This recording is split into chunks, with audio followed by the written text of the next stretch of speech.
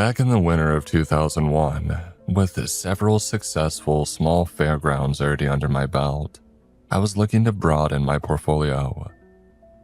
Back then, I was young and arrogant, only successful in the first place because my father had given me such a sizable loan to launch my empire back in the mid-90s. I was prone to jumping into things without properly thinking them through, and that had served me well time and time again. I had been lucky with my investments. My luck was about to run out. I remember seeing Fun Kingdom in the newspaper.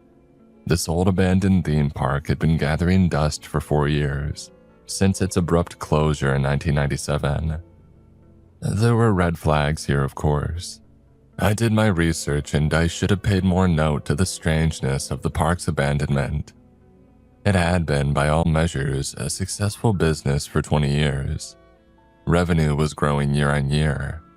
The local area had been stunned by the park's notice that it would cease operations in late '97.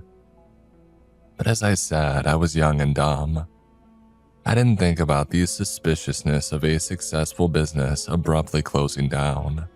I was simply glad to see the bare-bones framework of a theme park already close to operational, needing only some safety checks and light maintenance before it was ready to go.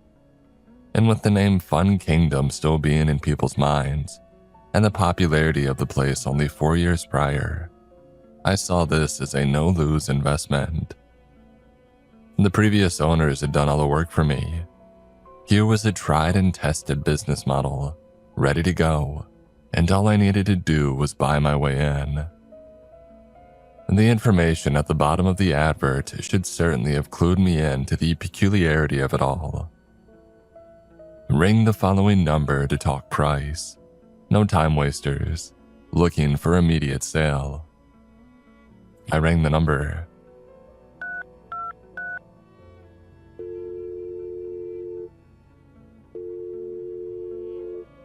A man answered. Herbert Smith, how may I help you? Hi, I said. My name is Fred Langley. I'm calling about the ad in the paper for Fun Kingdom. I'm an interested buyer. Fantastic. Would you like for me to arrange an appointment between our lawyers? But I wasn't a complete fool. Well, before all of that, I was wondering whether I might be able to book a viewing of the park itself.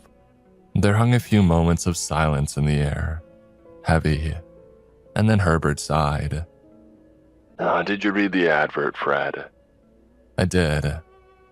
So you saw the part about an immediate sale. This was strange, even to an investor as young and inexperienced as me. Well, yeah, I saw that, I said. But... And no time wasters. Well, yes, I saw that part too. But surely you understand why I would want to actually view the property before we talk contracts. I mean, I need to know what I'm actually buying. You wouldn't buy a house without viewing it first, would you? All I have to go by is the text. You didn't include any pictures in the... All right, Herbert interrupted. He sounded beyond frustrated. His earlier relief at my having called at all was long gone. I should have hung up the phone there and then. Fine.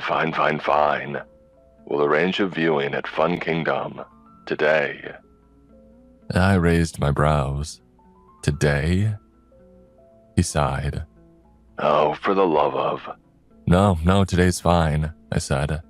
Why was this dude being such a tool? I was just shocked that you could squeeze me in so soon. How does 2 o'clock work for you? He asked. The sun will be setting soon. We'll want to be quick. Sure, that gives me about a half an hour to drive over. I'll see you then. Right. And we'll talk contract while you're there. I didn't want to tell him that this was all a little premature, as I'd already been scolded for time wasting once, so I simply opted to say nothing, and the man hung up the call.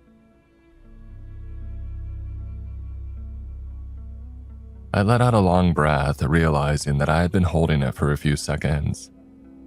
I had never had such a struggle with business dealings in the past, but I reminded myself that my other fairgrounds, bought with Papa's money, had all been small fry.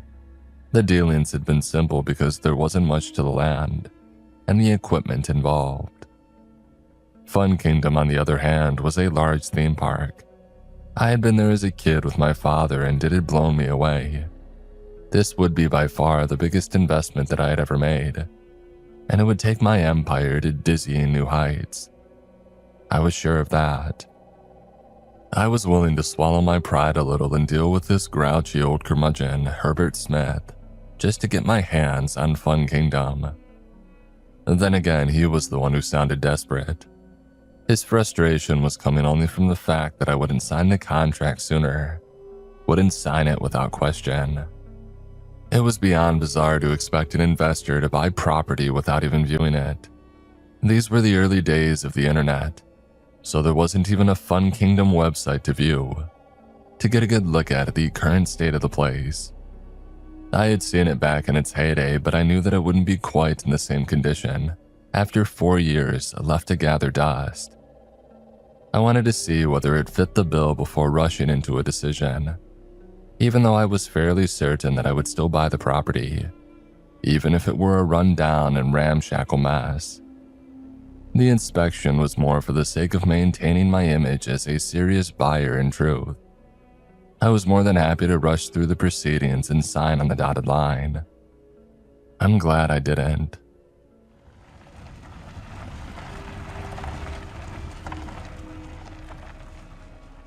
I pulled into the car park a few minutes before 2 o'clock in the afternoon, as gray clouds were parting to let the winter sun through. That was a good omen, I hoped. And the sun was starting to climb down from the sky, casting long shades from the tall castle walls, bracing either side of the wrought iron gate, above which Fun Kingdom was spelled in bold, rusting letters. And despite me being early, Herbert was already impatiently tapping his foot against the weed-ridden tarmac of the car park, arms folded as he waited for me to park up and get out. I hurried over to the old man with disheveled gray hair and rimmed glasses, and I tried my best to mend the wounds of our admittedly rocky start. "Hey Herbert, I'm Fred." Obviously. Right. Yeah, he was going to continue to be an ass. Best to just get through this as painlessly as possible, I decided. "So, shall we take a quick look around?" I asked, putting the emphasis on quick. And Herbert seemed to like that, as his sulk very nearly curled up into a smile, but stopped at a horizontal line. I would take that as neutral and nonchalant was better than grouchy. "This way," he said, motioning with a hand as he led me over to the gate. He fumbled with a set of keys and thrust one into the padlock.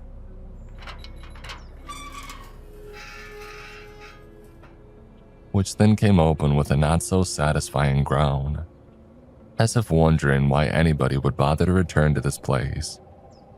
And it was, I quickly realized, in a dire condition. The car park was the precursor. The entrance to the theme park was all cracked past, spilling out weeds and moss and boarded up concession stands. The dodgems were vandalized with graffiti, featuring a number of creative expletives from youths who had broken into the theme park over the years. The wooden roof of one stall had crumbled inwards, perhaps in one of the heavy storms that we had the year prior. "Oh, it just needs a bit of TLC," Herbert said, hurrying me along the weed-ridden path. "It really is a steal. We're only asking for $50,000. And that perked me up. I had surely misheard him. $50,000. Yep. As a deposit, I asked. "No, that's the total sum. $50,000 and the entire place is yours." "The whole park? That doesn't sound right, sir." "Well, it is," he said, coming to a stop outside the walls to the inner castle, which had always been one of my favorite sections of the park. It was home to terrifyingly tall roller coasters, and the ghost train, and even jousting shows. But Herbert didn't seem keen to go any farther. So does that mean you're ready to sign? I have the contracts in my car ready for you to look them over, and we could arrange for our lawyers to meet up in the evening. No, just slow down, I said again, raising my hands. I'm not going to be able to get my lawyer involved at such short notice. Tomorrow maybe if I give him a call. Herbert groaned, and so I continued. I'm not wasting your time. I promise, I just want to do this properly. The old man frowned but nodded. Fine, tomorrow. Just as long as you're not messing around. I've had too many people mess me around over the past few years, pulling out at the last second. I finally asked a sensible question. Why do you think that is? He narrowed his eyes, as if beside himself that I would even ask a follow-up question. Why do I think that is? Because people are unreliable. Why do you think this place closed down in the first place? It had everything going for it. We had everything going for us. And then one person complains and, well, I'm sure you saw all that nonsense in the paper back in '97. In all honesty, I didn't. And I was confused to see that this place had shut down. I used to love it as a kid. Herbert perked up at this. Well, that's because Fun Kingdom was the greatest theme park in the country. And maybe it will be again with you at the helm. I assume you're wanting to keep it as a theme park. Of course. Good. That's good. But I was scared to ask, as it was nice to see Herbert temporarily in a good mood. But his temperament fluctuated with the weather. The gray clouds had returned, and we were nearing that time on a late winter's afternoon at which the scarce sunlight was doing nothing to light the way. The old man took out his torch and flickered it on. It gets so dark at this time of year, he said, and then he frowned at me. You were going to say something. You mentioned the park shut down because of some nonsense. What happened? Oh, some kids and adults went missing in town, and one woman had the nerve to put the blame on Fun Kingdom. She went to the police with her thoughts, and they did a lazy investigation that joined the dots and raised some flags about the correlation between missing persons and people who had visited Fun Kingdom on the day of their disappearance. But every damn person in this town visited Fun Kingdom on the regular. It propped up the entire economy. He sighed. Anyway, the chief of police was going to draw a line under the whole thing, but the fiasco was starting to draw the attention of the national press. So Michael Englandton, the owner of Fun Kingdom, decided it was best to close the gates until things calmed down. And things never did calm down. So he skipped town and started selling off his assets. He left me here to hold the bag. And that brings us to today. I've spent 4 years trying to sell this place, but buyers never want to close on the deal. That's why I'm hoping you're not going to mess me around, young man. You're good for the money, I presume, because at this point, I'll take just enough to get me out of this place and to keep me from bankruptcy for good measure. I'm good for the money, I said. For $50,000, I think anybody would be good for the money. I paused. So those missing people, they never found them. Not that I'm aware, but like I said, the chief of police drew a line under the nonsense. There was no evidence that they had gone missing on the Fun Kingdom property. Blaming us was a low blow. We handed out cheap tickets like candy most summers. The kids and adults alike snatched them up. They'd be coming in and out all day every day. We were an easy target for the case, I suppose, but... Well, anyway, that horridness is all over now. And the local area hasn't had any incidents since that strange summer. Probably some drug-addled lowlife killed a bunch of people, buried the bodies, and got arrested on some other charges. I widened my eyes. You, speak pretty frankly, Herbert. I'm old, Fred. I'm old and tired. I don't have time to waste. No, you've made that rather clear by this point. I thought to myself, but I kept my comments to myself because I seemed to be making a bit of headway with the man. He had softened. He had answered my biggest question about why the park shut down, and I was convinced that there was nothing to worry about, given the police had ruled out foul play on the Fun Kingdom property. It would perhaps take a little bit of PR work to fix the brand's image and get people back through the gates, but I imagined that it could be doable, as long as no nut jobs came out of the woodwork to blame the park for those unexplained disappearances from 4 years ago. "I'm not here to waste your time, Herbert," I promised. "I'm still interested in the park. Sounds to me like that ugliness from 4 years ago was a whole load of nothing." The old man smiled. "Too right. Now should we head out? I can give you a copy of the contracts to look over, and we'll get our lawyers into the office tomorrow." "Sure, but do you mind letting me have a quick peek inside the inner castle first? I used to love it as a kid." Herbert looked unsure for a moment, but my smooth talking had worked, because the old man nodded, and uncharacteristically for him, he didn't chew my ear off for daring to want to actually inspect the property. A little bit of flattery and a slight white lie could get a man anywhere. I had learned that over the years.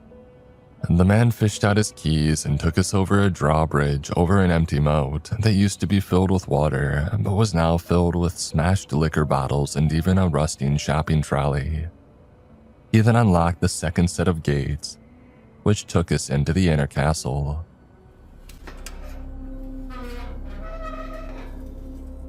Walled on all sides by a faux castle that included gift shops and the ghost train ride and even a small cinema. Even with moss and vines climbing the walls and shooting through the paths below our feet, I still felt a sense of childlike wonder to be back in this favorite place of mine from my childhood. My eyes went up to the staggering heights of the Red Death roller coaster, at the far side of this gargantuan inner courtyard between the tall walls of the castle, and then went down to the sad sight of the many smaller rides that look rusted and forlorn. There would be some serious maintenance required to fix up these gems from my childhood. Not even the rosy hue of nostalgia could blind me to how much work needed to be done. I was fortunate, I realized, that Herbert was asking for such a sickeningly low price for Fun Kingdom. It would take a significant investment to get the park back up to scratch and ready to be opened. I wagered it would be at least a year before I could open the gates to the public. Herbert smiled as he clocked me scanning my surroundings and likely saw the cogs in my brain working. He likely saw in my eyes that I was in fact a serious buyer and that I had done everything but sign my name on the contract. He seemed to relax a little now, realizing that I wasn't like the other buyers. "You liked this place when you were a kid, huh?" he asked. "Yeah, I came here with my dad all the time." "I'm good. I'd much rather sell it to a local. As I said, I've had some idiots mess me around over the years. They take a look at the place and they just..." Herbert stopped, as if catching himself before saying something that he ought not to say. "Well, they must be put off by the weeds and the vines and the rust and such. It'll take a little bit of money to get it back into shape, but I'm sure you can do it, Fred. I see the love in your eyes." I didn't think much of how Herbert talked about these other prospective buyers who had dropped out at the last minute, and I certainly didn't think about the fact that they had seen this place in person too. These are all things that seem clear to me upon reflection, but I'm an older man now. I'm a wiser man. I have a little bit of that fear in me, just as Herbert had that day. I have that twitch, always scanning my surroundings for things lurking out of the corner of my vision, just as he had. For me, it all started that day. It all started as I passed the dark entrance to my favorite ride from my childhood, above which hung a wooden sign with the words, "Ghost Train." There was movement from within, just a flicker of movement, a yellow shape in the black. It was almost imperceptible in the dim light of an overcast late afternoon as we neared dusk. and by the time Herbert had brightened the spot which drew my gaze, filling the shadowy entrance of the ghost train with his torchlight, the yellow had gone. Herbert was stammering more than ever, struggling to catch up to his breathing. We ought to leave now, Fred. It's getting dark. The sunlight will be gone in half an hour or so. I might not have thought much of that yellow blur. I might have chalked it up to my eyes playing tricks on me. It could have been the reflection of Herbert's torch glow catching something. It could have been any myriad of things. But I knew from the horrified look on the old man's face that it was something of which he was well aware. Something that he was hiding from me. Something that he had been hiding from me since the beginning. As I said, I was young and foolish, but not entirely stupid. What was that, Herbert? I asked. Nothing, he said, motioning back towards the gates with his torch. Come on, let's go home now. Was somebody in there? I pressed. A squatter, perhaps. One of the vandals who had graffitied those dodgems. It's okay, Herbert, I just want you to be honest with me. Are you a serious buyer, Fred? You know I am, and we've gone over this a dozen times, but if... I had to choose my words carefully. Something wasn't right about that yellow shape, and if I were to get answers, I would need to tread carefully and not get on Herbert's bad side again. When I become the owner of this park, I'll need to know about trespassers who have been causing a nuisance for you over the past 4 years, won't I? I'll need police help to clear them out. Herbert seemed assuaged by this. Right, of course. Well, we can discuss all of that back at my office. So, was it a squatter? Herbert didn't reply. He led me back to the gate, and I realized that I wasn't going to get a good answer out of him, and I was feeling quite cold all of a sudden. The wind hadn't really picked up, but some instinct of mine had. I had ignored all the stories that Herbert told of the park's past, and I had ignored the rundown nature of the property. But I couldn't ignore this. That yellow blur. The more that I thought on it, it hadn't looked right at all. It had been quick. Far too quick. It had to be a squatter, I told myself. And if Herbert had answered me, I would have believed that. I would have been persuaded. But his silence struck me with terror. And we made it back to the gate through which we had entered the inner castle.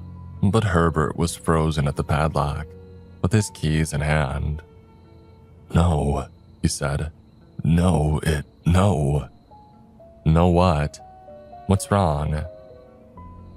I came to a stop beside him and I looked down to see the man holding a second metal padlock beside the first. It was a padlock that hadn't been there when we had first arrived. Somebody had locked us in. Is this a joke? I asked. I wanted to ask whether it was the squatter or one of his friends, but I was scared to keep asking questions. I was scared because I knew that Herbert would crack soon and tell me what I already knew deep in my gut. It wasn't a squatter, and something was very wrong with this place. I should have left when I had the chance, like those other prospective buyers. Herbert frantically dialed a number on his bulky cell phone and tapped his foot as he waited for someone to pick up. Alicia, yeah, it's me, I'm at the park. Yeah, with a buyer. Listen, Steven hasn't been over to the park today, has he? He paused to let her answer and then swore under his breath. No, I'm fine, I just... He stopped to smile at me awkwardly, but it was too late to pretend. I was seeing through the whole charade now. Just, head over here with the bolt cutters, will you? I think somebody's, playing a little prank on us. There's a fresh padlock on the gate. And just a cheap set of bolt cutters will cut through it. Ask Mikey at the store. No, you don't understand, it's a fresh padlock, a brand new one. Somebody put it there, I don't have the keys for it. I know, he screamed. And then he cleared his throat and he smiled at me again apologetically. Sorry, Alicia, sorry. I'm not cross at you, I just... Good, thank you. Yeah, as soon as possible, please. Herbert hung up the phone and gulped, casting his torch over my shoulder at the darkening inner castle. Dusk had well and truly arrived, and nightfall would be soon upon us. So Alicia's on her way to let us out, I asked in a croak. Yeah, with some bolt cutters. We'll be fine. He was trying to convince himself more than me, I realized, as his eyes weren't meeting mine. He was casting the torch through the gate at the drawbridge on the other side, trying to search for anyone who might be out there. How long will she be? I asked. Oh, 20 minutes maybe, if she goes to Mikey for a set of bolt cutters first. The office is only a few minutes away. We waited 20 long minutes, until night had come and Herbert's torch was the only light that we had. But Alicia did not arrive, and Fun Kingdom was starting to lose its nostalgic aura. It was starting to become a different place, which I did not recognize in the slightest. I was becoming more like Herbert by the second, scanning those dark crevices just outside the reach of the torch glow, and twitching nervously as I told myself that I was imagining shapes moving in those shadowy unlit patches of the inner castle.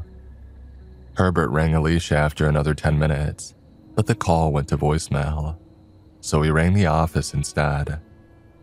Hey Steven, there you are. Where's Alicia? A long pause and his wide eyes said it all. She's not here. Right.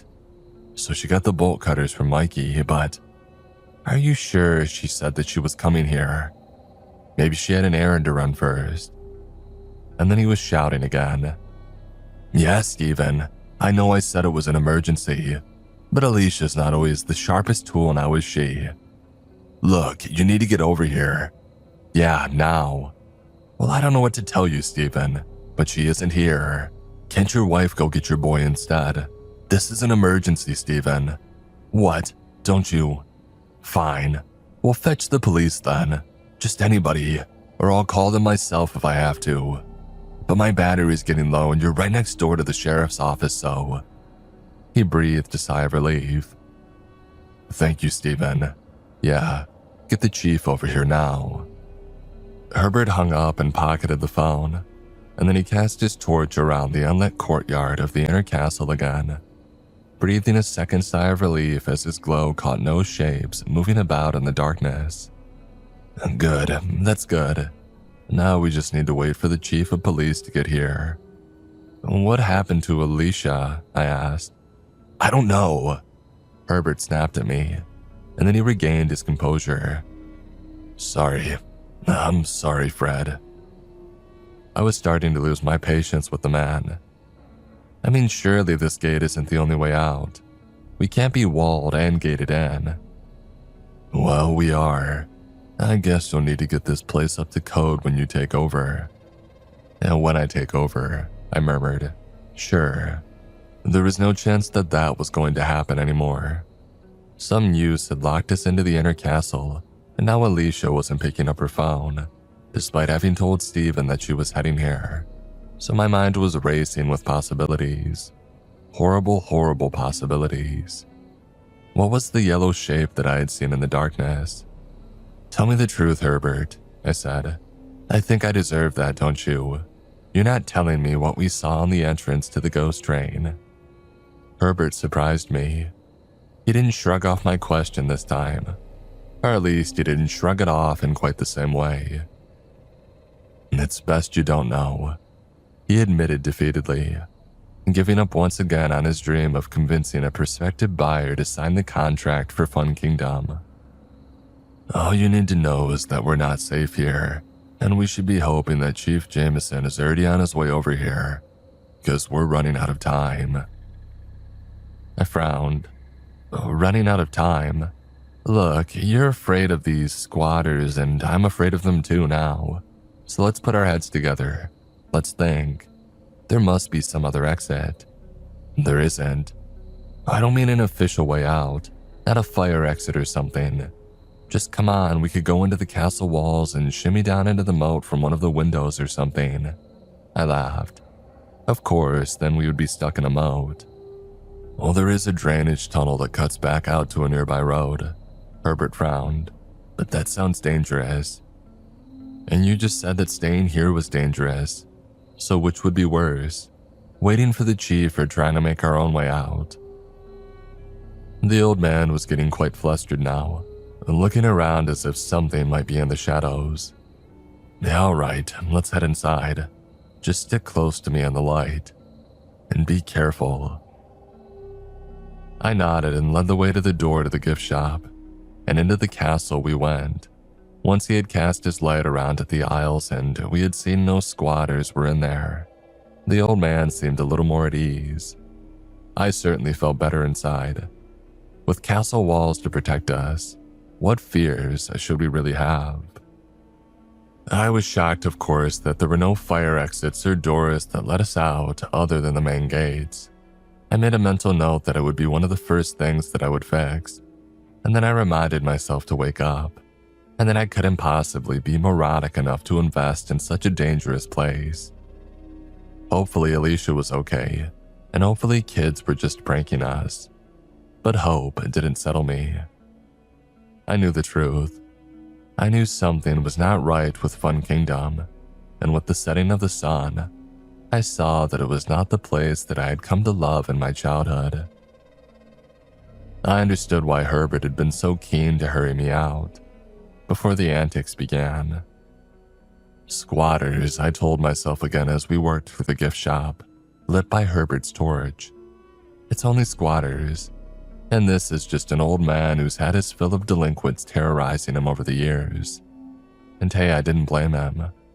But Alicia would be found, the squatters would be arrested, and all of this would be swept under the rug.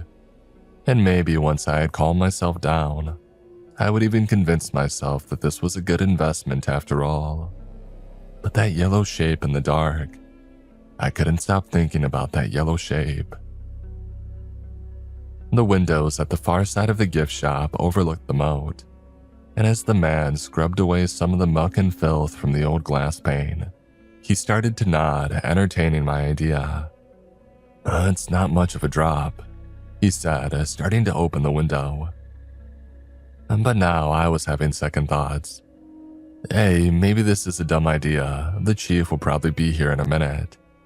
Besides, we can't exactly jump straight down without breaking our legs or something. We need to fashion a rope, I suppose. Herbert nodded in agreement, so we began to look around the gift shop but found nothing suitable. And then we wandered out into the castle corridor, and the moment that we left the gift shop behind us, there came the sound of a door slamming. It reverberated around the walls of the inner castle building, which looped in a square around the courtyard, and sounded to come from both the left and the right. It was impossible to know from which way the door slammed, and it was impossible to know from which way the footsteps were coming.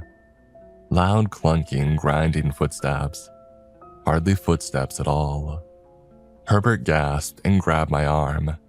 We need to hide, now. Is this person really that dangerous? I asked. Oh, there's more than one. All right, well, the chief of police will sort them out. We need more than a small-town cop. We need an armed military unit. I frowned. For squatters? Oh, they're not squatters. Herbert turned off the torch and dragged me into one of the rooms and shut the door behind us. It seemed to be a security office with a dusty monitor on its desk and a forgotten computer beneath. And as he hurried us underneath, knocking over the old PC in the process, I heard those clunking footsteps approaching. There was such a strangely heavy thump and thunk to them, but they were footsteps. I had no idea how else to describe them. They just weren't shoes. They weren't bare feet slapping against stone tiles either. What were they? The footsteps stopped in the corridor outside the security office, and the two of us waited under that desk, holding our breaths. We waited for the clunking of feet to start again, but they didn't. There was silence in the inner castle, outside our pitch-black security office, but it was a weighty silence. It was one that I didn't trust. That person was out there, not a squatter, a person with heavy, impossible feet. I wanted us to wait until the sun came up. The chief of police wasn't coming for us, that much was clear. There were no sirens outside. There were no voices from the cavalry come to cut us free from the gate padlocked to keep us inside. There was Herbert and there was me, and there was someone outside the door. I wanted to explain this to the old man, but he didn't seem to understand.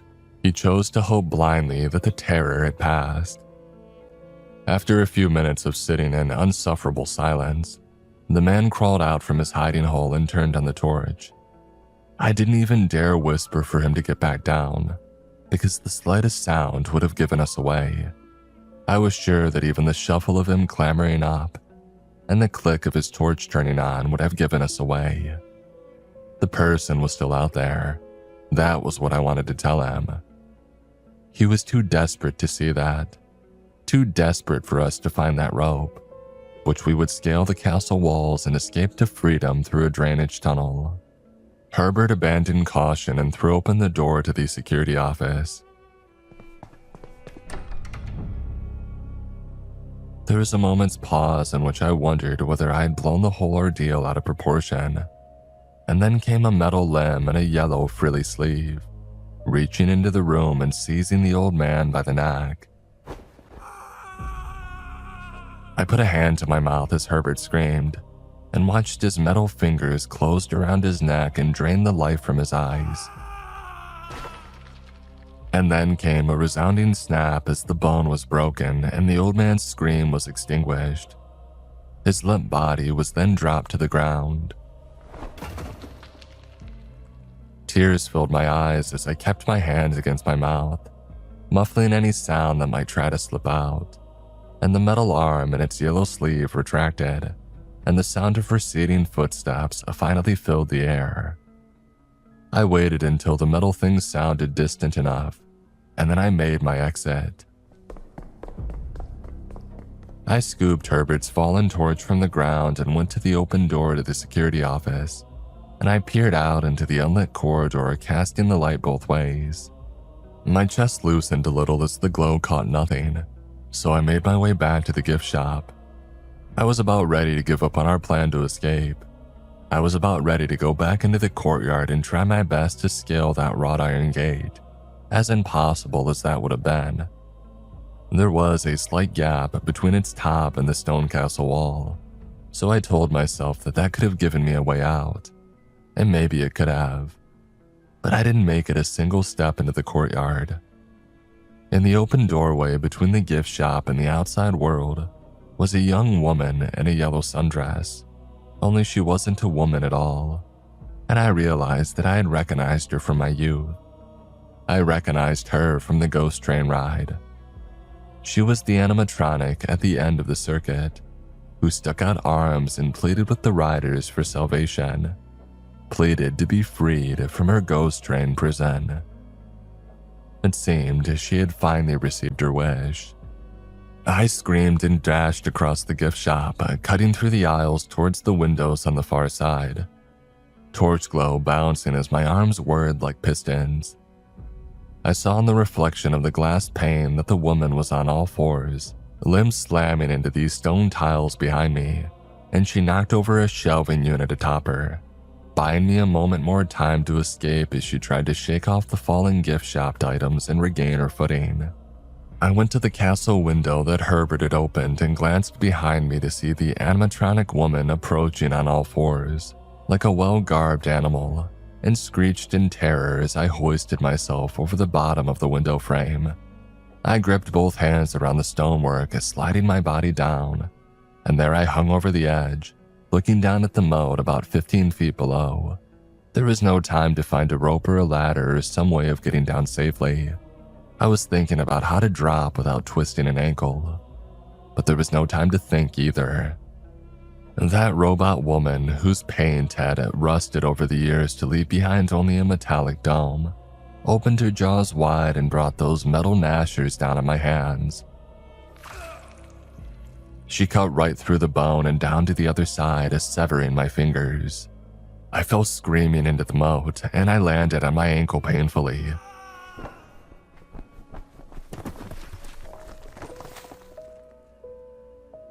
Rolling over onto it and then falling to my side. My entire body was throbbing in excruciating agony, and even then, only adrenaline kept me from fully appreciating the level of pain which truly riddled my entire body. I had to survive. The thing in the yellow dress was above me, looking down at my mangled form at the bottom of the drained moat, and likely licking its metallic lips in hunger, wanting more of me than just fleshy digits. With a mangled hand and left ankle and a torch gripped loosely in my right hand, I hobbled my way around the moat, and I found the grate to the sewage drain. I felt a surge of relief that the grate was not bolted to the wall. It swung open with a light pull, but then came the smash of glass and the thunk of something large and metal landing in the moat, just around the corner from view. I realized that the torch would only draw it to me, so I dropped it at the entrance to the tunnel, and I made my way into the pitch black, pursued by clunking footsteps. It was 100 yards to the street. The street lamps marked the hole at the end, where the tunnel went out into a river, and a grassy embankment would take me up to the road. Just 100 yards, no distance at all. But tiptoeing through the dark with the clunks of an approaching beast scouring the black for me made those 100 yards feel more like 1,000. I clung to the walls, I crawled on the floor, I zigged and zagged and held my breath, and I used every tool at my disposal to remain hidden as the metal creature got right at my heels. And then I made it.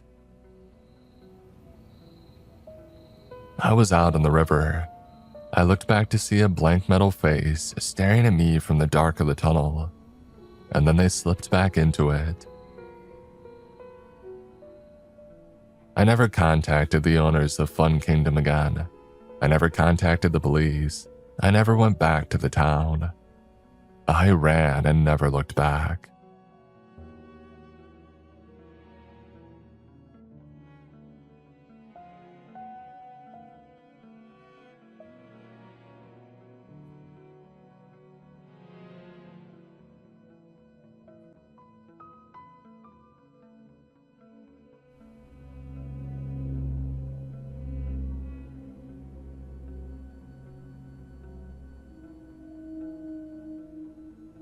It's a church, Mom said, staring at the stained glass windows of Jesus hanging on the cross.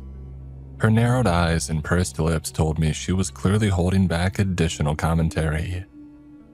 It was a church, I said. Now it's a bookstore. My bookstore. What? I bought it. That was the surprise. Oh, I thought it'd be grandchildren.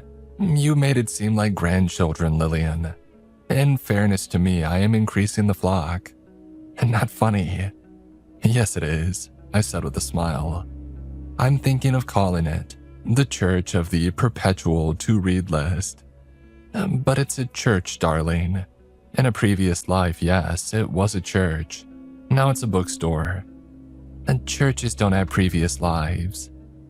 I know Christian dogma doesn't allow reincarnation, but Jesus or his pals never mention that buildings can't start over as something else.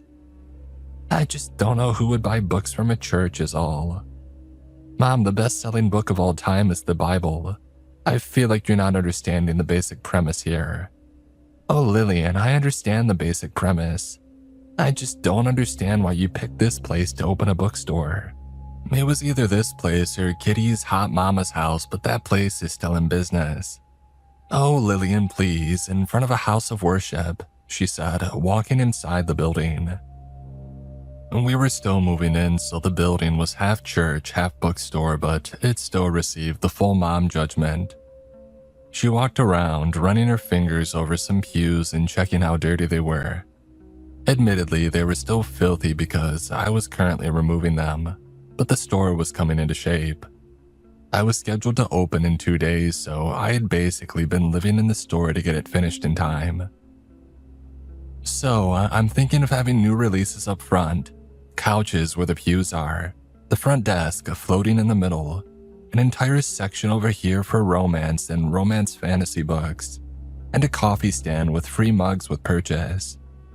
Oh, don't give away coffee, dear. It invites a slothful element. And what's romantasy?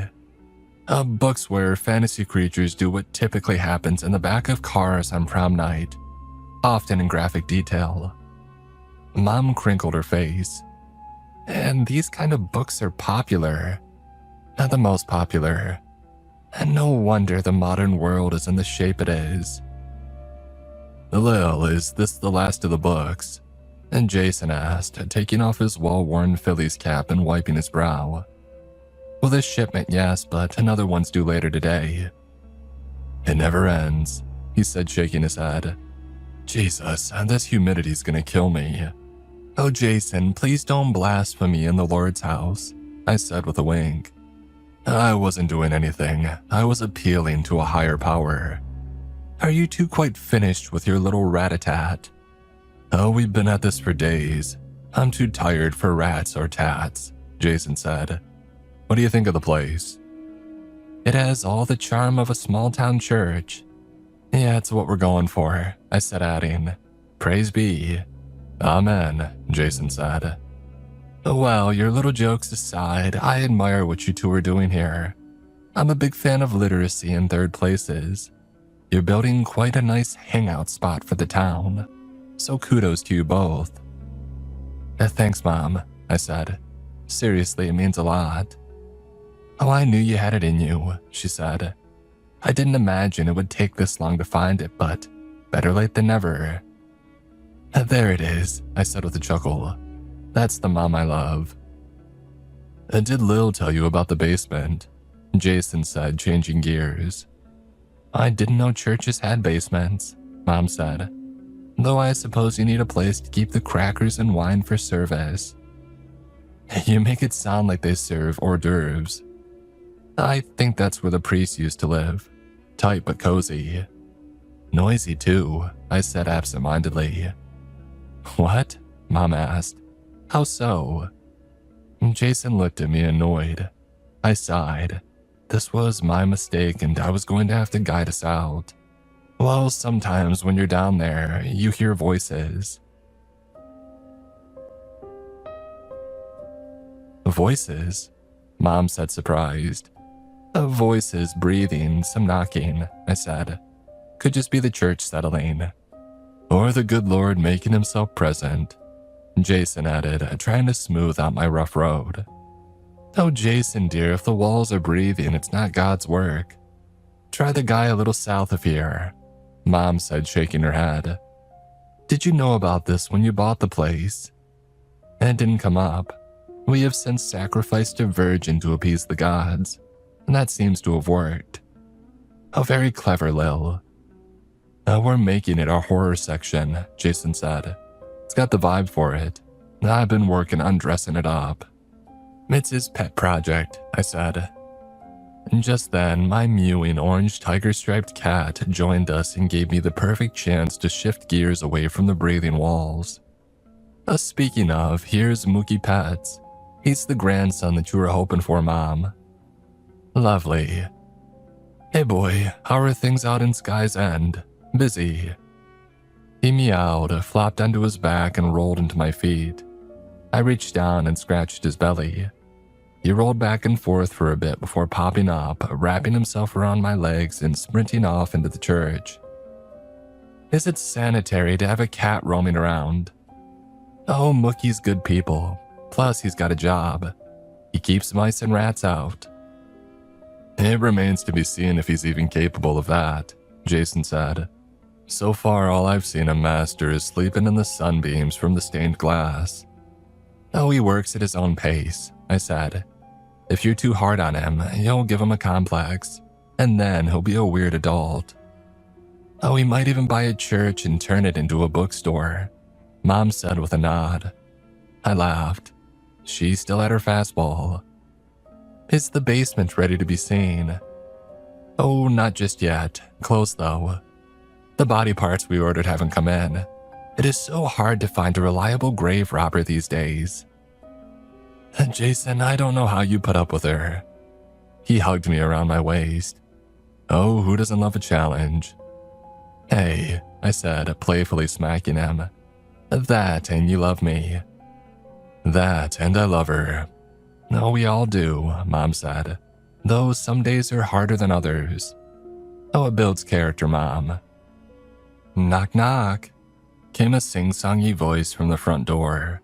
We all looked over and saw Darcy, the town mayor, come sauntering inside the church.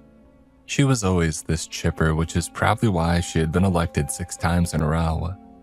That and nobody really wanted to be the mayor. In a place as small as Sky's End, there really wasn't too much to do.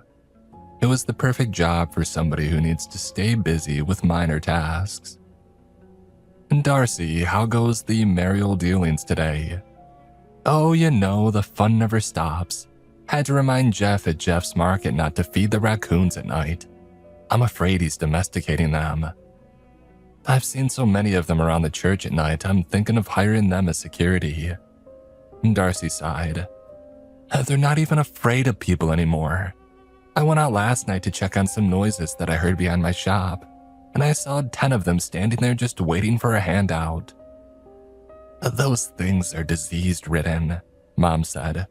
Ghastly beasts. Oh, they're cute, I said. No, your mother's right. They're a blight on the city. We've worked long and hard to make Sky's End a picturesque small town, and I won't have roving gangs of raccoons ruining it. Roving gangs? Is it like West Side Story? Rival raccoon gangs fighting for turf, the love of a pretty young thing, and to sing songs about their favorite dumpsters, I said. Oh, you laugh, but when they're crawling inside this place eating your books, you want them gone too, Darcy said. But I didn't stop by to talk about the night bandits. Not this time, at least. I came to see if you were still on track for your opening date. Yeah, I think so, I said, turning to Jason to help confirm. We should be good enough to open. Might still have a few odds and ends to finish, but we're on track. I hired the best contractors, I said, slapping Jason on the butt. Oh, well, that's great to hear. The Harvest Festival is the premier event of the Sky's End social calendar. The night walk to St. Asbiel's Church is a storied tradition handed down from the town's founders. It's essential that we keep the tradition going. The town will pillory me if I screw it up.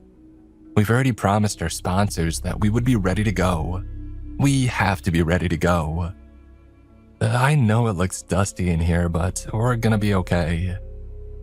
She surveyed the construction and shook her head. Are you sure? I know you're new to the town, so the importance of this may be lost on you, but...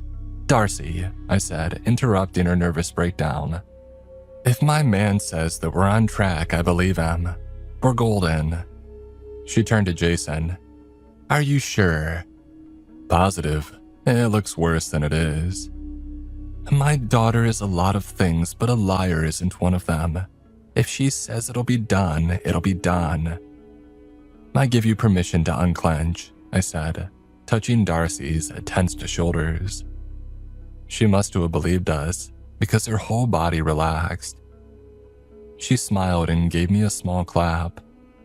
Oh, sorry to come across as manic, but there are so many people who look forward to this event, and I just want it to be special. And you're up for re-election, right? I joked. She smiled.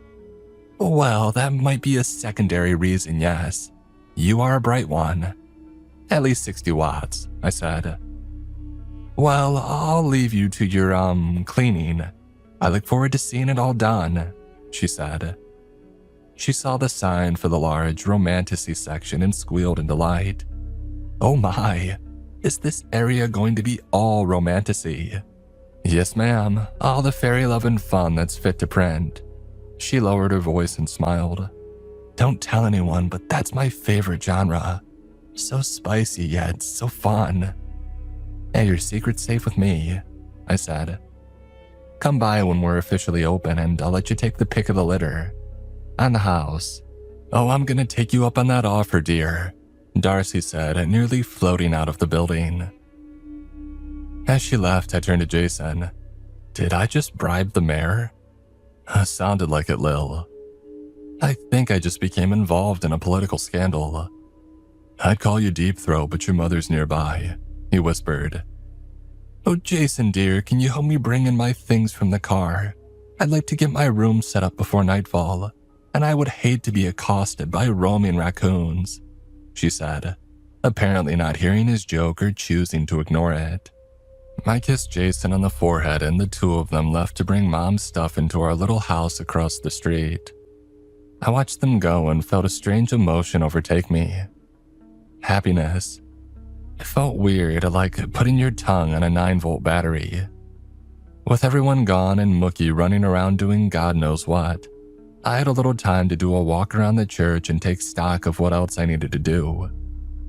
It was in these quieter moments that I allowed myself to push aside the joy of ownership and focus on what other chores we had to take on. It was always our dream to open a charming bookshop in a small town. I've always been an avid reader and Jason loves a project. The church coming up for sale wasn't on our radar, but when we found the ad online and the low price, we had to jump.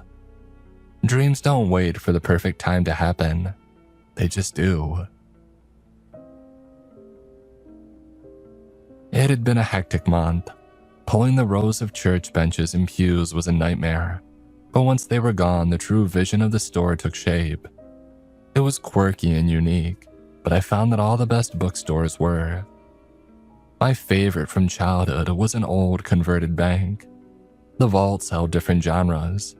The owners had made a tunnel of books that you could walk through. Local artists took up small corner offices where accountants had once toiled, and now made something beautiful for all the patrons to see. I wanted something like that, and I found it in St. Asbiel. The walls were adorned with exquisite stained glass windows depicting the Stations of the Cross. When the sun reached midday, the store's floor was bathed in a kaleidoscope of color. Above us was a spire that easily made us the tallest building in Sky's End, with a bell that would chime every hour. The heartbeat of the town. The grounds had flowering bushes, soaring oaks, and a greening copper statue of St. Asbiel himself, looking out over the greenery. It was a perfect spot for a picnic or to read a chapter before heading back to work. We were lucky that we found this place. I was in the former quiet room, the neat coffee cafe, when I heard the bell to the front door chime. Assuming that it was Jason returning, I called out, "Hey, any chance you brought me lunch?" When there wasn't a response, I turned around to see who would come into my clearly closed door, but I didn't see anyone. "Jason, you there?" Nothing. I walked out into the store's central area and I looked around. I didn't notice anybody else in there, but I felt a presence there. Another energy. Sounds woo-woo, I know, but you know the charged feeling you get when you're around others. I had that, but apparently I was the only one. "Mookie, if you figured out how to ring the bell, I swear to God." I started but stopped when I heard footsteps heading down the stairs. I knew that Jason had been determined to get his horror section into shape, but it was unlike him not to let me know that he had come back. I made my way to the stairs as quietly as mice wrestling on cotton and gave a listen. I didn't hear any footsteps anymore. Instead, I heard a voice. It wasn't Jason's. It also wasn't clear, like hearing a radio through a wall. You know that someone is talking, but the language is just word-shaped gibberish. Sims speaking to each other. Clear as day to them, but leaving their creator guessing what the hell they mean. I took a hesitant step down and cocked my ears as if I were fine-tuning the radio, fiddling with the knobs until the static cleared, and I could hear a Red Hot Chili Peppers song that I hated anyway. Another step down toward the basement, leaning forward, bracing myself on the banister. I could almost make out what they were saying. It was something like, A book on the shelf behind me fell to the floor with a crash. I gasped as if someone had been choking the life out of me and nearly tumbled down the stairs. I spun around expecting to see a ghoul rising from the floor ready to possess me, but instead I heard the soft, friendly trill from Mookie.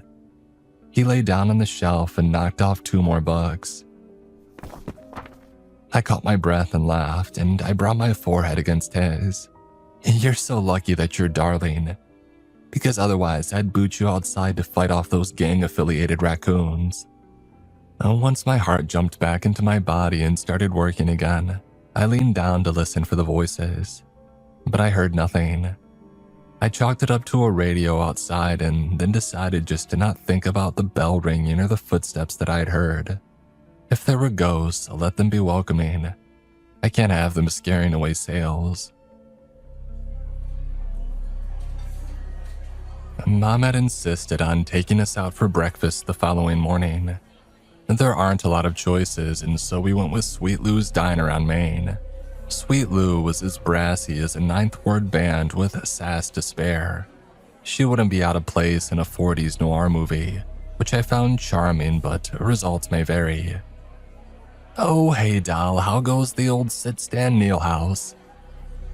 Sweet Lou said, pouring us all mugs of coffee. "It's coming along. Should be ready to go in time for the festival." "Oh, thank the big guy," she said. "So important that the church is up and running by then." "It's a bookstore now," Mom said. "Ludicrous, I know." "Still have the stained glass?" she asked. "Yep," Jason said. "And the spire and the bell." I looked down at my watch and pointed outside. As the minute hand spun, the tolling started. I couldn't shut the bell off if I tried. Then I still say it's a church. To be square with you, I'm glad that somebody's taking care of it again. I don't want to tell tales out of school, but Father was a little lax with the upkeep. "You don't say," Jason said with a knowing smile. "Oh, that St. Asbiel's statue had so much debris on its face. I had somebody ask me if it was supposed to be Karl Malden." "Why did the church go up for sale? I assume people in this town still need to have a place of worship," Mom asked. Sweet Lou shrugged. "I heard it was church business, doll. Oh, the big religious muckety-mucks did some reconfiguring and thought that St. Mark's in Silver Pond was big enough for 2 flocks. "Big church muckety-mucks," I said. "How high up are we talking? Mighty thin air near the top." "Oh, not the big guy or his son, but maybe his pal with the hat," Lou said with a smirk. "Just what I heard. I ain't been to church since I started sinning. You guys know what you want." We ordered and Lou dashed off to get it started. Mom took a sip of the coffee and marveled at how it tasted. She even gave it a little, like the commercials. "Lil, I meant to tell you, I had a strange dream last night." "Was it a hamburger eating you?" "Oh no, dear, nothing as ironic as all that. I was standing outside your church and I saw a man standing on the roof. He was glowing white and speaking, but I couldn't understand what he was saying. Then he just disappeared. Isn't that odd?" "Oh, if he's a licensed and bonded roofer and he's affordable, then he's hired. One less thing that I have to do," Jason said, sipping his coffee. "What do you think it means?" "I don't have the foggiest idea. Sometimes dreams are just dreams." "Die lesser-known Freud analysis," I said, doing a horrid German accent. "Dreams are just funny puzzles with no meaning." "Well, doctor, what do you think it means?" I took a sip of my coffee and gave it a once-over. Maybe it means God is watching over the bookstore." "You mean church, darling?" "I do, mother, yes. Or maybe Dr. Manhattan shed the blue and paid us a visit in this timeline and the next and the next." Mom waved me off. "I don't have any clue what you're talking about half the time." Jason leaned in between us and nodded at the back corner of the diner. "You noticed that guy watching us the entire time that we've been in here?" "Oh, maybe he's taken by our beauty." "I keep catching him looking over." He mumbled something to the table next to him and they started looking over. He's not the first guy I've seen either. The whole town seems to be interested in us. Well, I mean, you two are the newest members in a town that seems to be closely knit. They're probably sizing you all up, seeing how well you'll fit in. I thought clique drama all stopped in high school. Lil, high school dynamics never change. There are always in-groups and out-groups. Right now, you're right on the line. Maybe if we go to the pep rally and they see our school spirit, they'll accept us as one of them, I joked. Oh, laugh, but a good impression at that festival would go a long way in earning their trust. Small towns are small for a reason. They want it that way. Outsiders bring in outsider ideas. And you make us sound like Plague Rats or Kevin Bacon in Footloose. You the folks that bought the church, right? Said the gossip monger that Jason had spotted. Without us noticing, he'd crept to our table and loomed over us. The shock of the stranger's voice caught me and I nearly choked in my coffee. And Jason, who had been vigilant, took the lead. We are, yeah. Jason, Lillian, and Joan. You are? Chip Hogshead Lumber, he said, extending his hand. Been in town since the founding. You don't look a day over 30, I said, finding my composure. How you folks finding Sky's End? Lovely, I said. So welcoming. Oh, we are, but that's a secret. Don't go blabbing to all the city folk and bring them here. Changes the town, you know. Present company excluded, Jason said. Remains to be seen, he said, eyeing us. You seem like good people, though. They are, Mom said. And everyone we've met here has been the same. I'm glad to hear. Hope to see you all at the bonfire. I donated the lumber. Warped dead stock, but it'll burn. At a certain temperature, everything does, right? He laughed and we gave him polite smatterings in return. But the concern between the three of us was visible to anyone with a clue. Have a good one. Can't wait to see the church. The bookstore, I quietly offered. Order up, Sweet Lou said, placing our food down in front of us. We ate most of the meal in silence. Mom said she wanted to go see the town library and left us for the day. It was fine with me, and Jason and I needed to get back to the grindstone at the church. I imagined Darcy somewhere sensing that we were behind on our projects and having a mini embolism. Hell hath no fury like a festival planner scorned. And Jason had taken to building out some of the shelving units, and I was organizing books by genre when I got the feeling that I was being watched again. At first, I assumed it was Mookie waiting for me to glance in his direction so that I could feed him, but he was sleeping on a pile of Stephen King books. I turned behind me toward the front door and I didn't see anyone standing there. I shook it off and kept at my task, but the feeling wouldn't go away. After another excruciating minute of that feeling gnawing at me, I made my way over to Jason and got his read on things. He was knee-deep in attaching panel C to board F when I came over. I hate that these adult Legos have become the go-to standard for furniture. Diabolical Swedes, I said. Hey, do you feel like someone's watching you? I just assumed you were. I glanced, but that's not what I'm talking about. The last 2 days, I felt like somebody's been in here watching me while I work. Darcy has eyes everywhere? I'm sure she does, but that's not what I'm talking about. I know, he said, putting down the plank of wood. I've had that feeling too. The way the people at the diner were staring and talking has really stuck with me. And did we make the right call buying this place? I think so. I think your mom was right. We're the new guy on the job. It takes a bit for the new guy to find their place. We can't force it. I plopped down next to him, picked up an Allen wrench and twirled it to my fingers.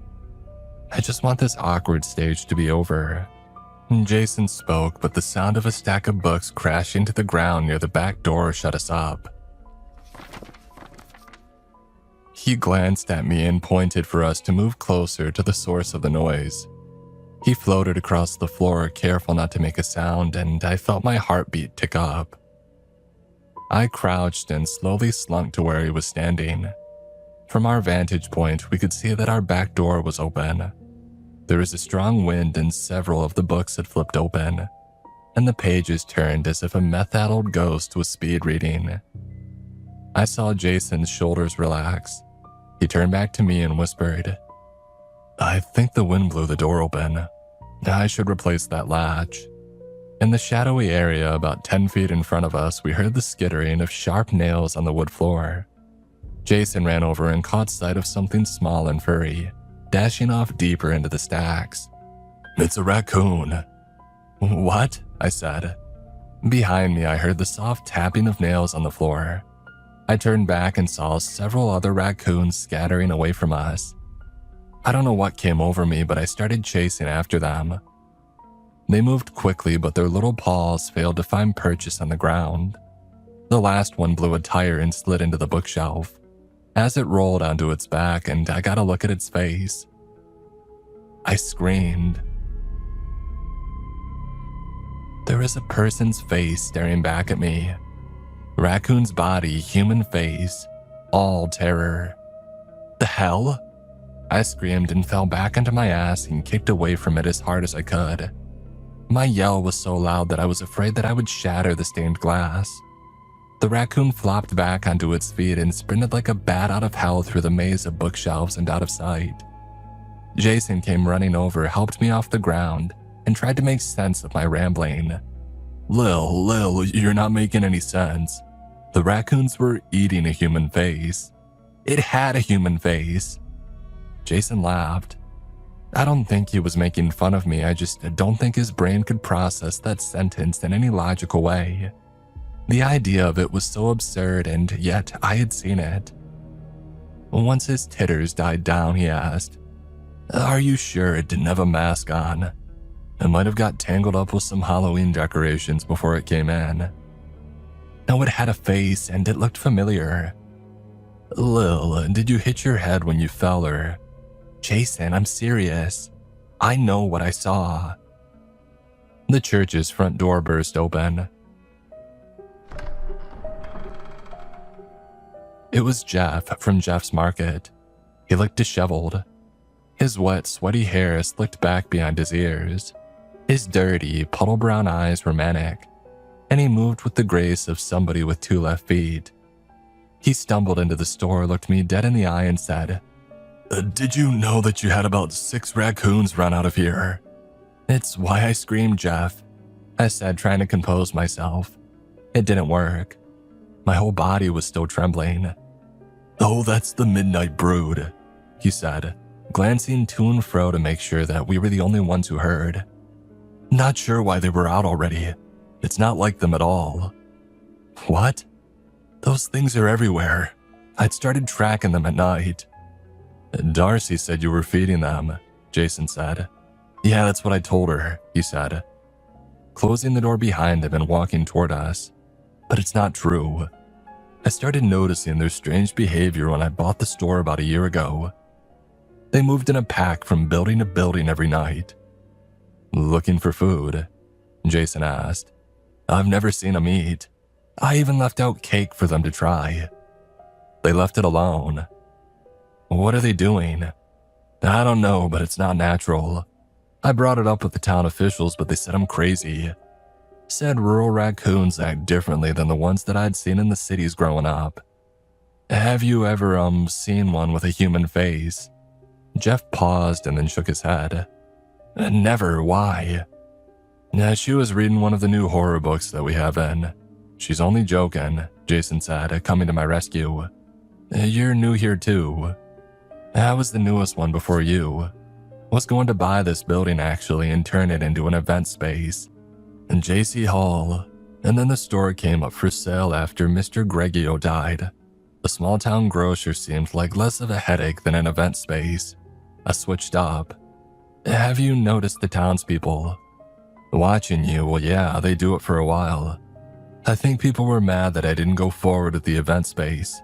Sweet Lou said it wasn't right that I backed out of the church sale at the last minute. Said that it ruined last year's harvest festival. Refused to serve me for 3 months. I had another question or two, but then the door opened again and Darcy came walking in.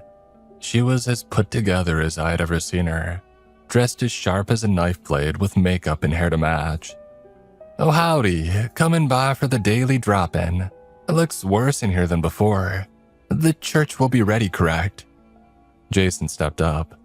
"Yes, we're organizing books before shelving them. The mess is required, but it's temporary." "You look all glammed up," I said, checking in to see if she was hiding a raccoon tail. My mind was still shaky, but I didn't want to give up the ghost to Darcy. And Darcy laughed. "Oh, I like to get all gussied up for the festival. Told Claire at the salon to be bold, and I think it worked. I feel younger." She noticed Jeff standing there, and her face shifted to disappointment. "Are you the reason the raccoons were just seen running amok in the town square?" "Not this time," he said, "but I should get back to the store. It's nice chatting with you two. The place looks great. J.C. Hall great." As soon as he was out of earshot, Darcy sighed. "Oh, the nerve to bring up J.C. Hall in my presence. Nearly ruined the festival." Mookie, freshly awakened from his nap, was curling around my legs. I picked him up and was about to smother him with pets when he locked eyes with Darcy.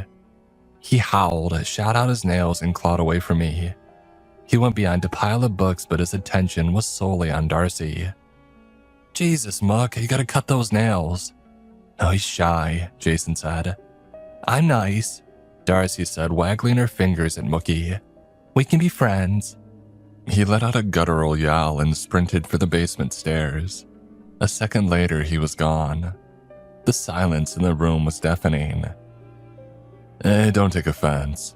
He hated me for 6 months at first," Jason said, adding, "He's a mama's boy." "Who wouldn't love such a lovely young woman?" Darcy said. "If you want a refresh before D-Day, tell Franny at Citizen Snips that I recommend her." And Darcy turned to leave but stopped in her tracks. The floor under us had started to vibrate. Not an earthquake, but like somebody had put speakers under our feet and blasted a 90s bass track CD. It rattled books off the shelves. When it stopped, Darcy looked over at us and smiled. That was... All the windows in the building shot open at once. I let out another scream and I shook my head. There's something wrong with this place. Something very wrong. "Dear, didn't Rose the realtor tell you about the ghosts?" "What?" Jason said, dumbstruck.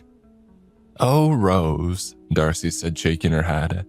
"She's getting on in years. I probably should retire." "Darcy, I don't give a shit about Rose's future career," I snapped. "What the hell are you talking about? Ghosts?" "Oh yes, well, I don't want to tell tales out of school. But the whole town knows about the spooks of St. Asbiel. It's kind of a local legend. Oh, they're mostly harmless, but seem to get agitated before the festival." "I'm gonna throw up," I said, finding a chair and taking a seat. "Oh, sorry to be the bearer of bad news. If it helps, I can call the priest over in Silver Ponds to see if he can do anything. Maybe a blessing after the festival." "Even before," Jason said. "That'd be great." "Well, I'll call him this afternoon," she said. Darcy glanced at me. I looked green around the gills and her face puckered into a sympathetic pout. "I'll leave you be. Feel better, okay? Big day tomorrow." As soon as the door closed, I found the garbage can and unloaded my Sweet Lou breakfast. Jason rushed over and held back my hair as I went in for round 2. Once I purged everything, I looked up, my eyes watery and my face flushed. "Should we sell this place?" "What?" "Lil, we'd lose everything. All of our money's invested here.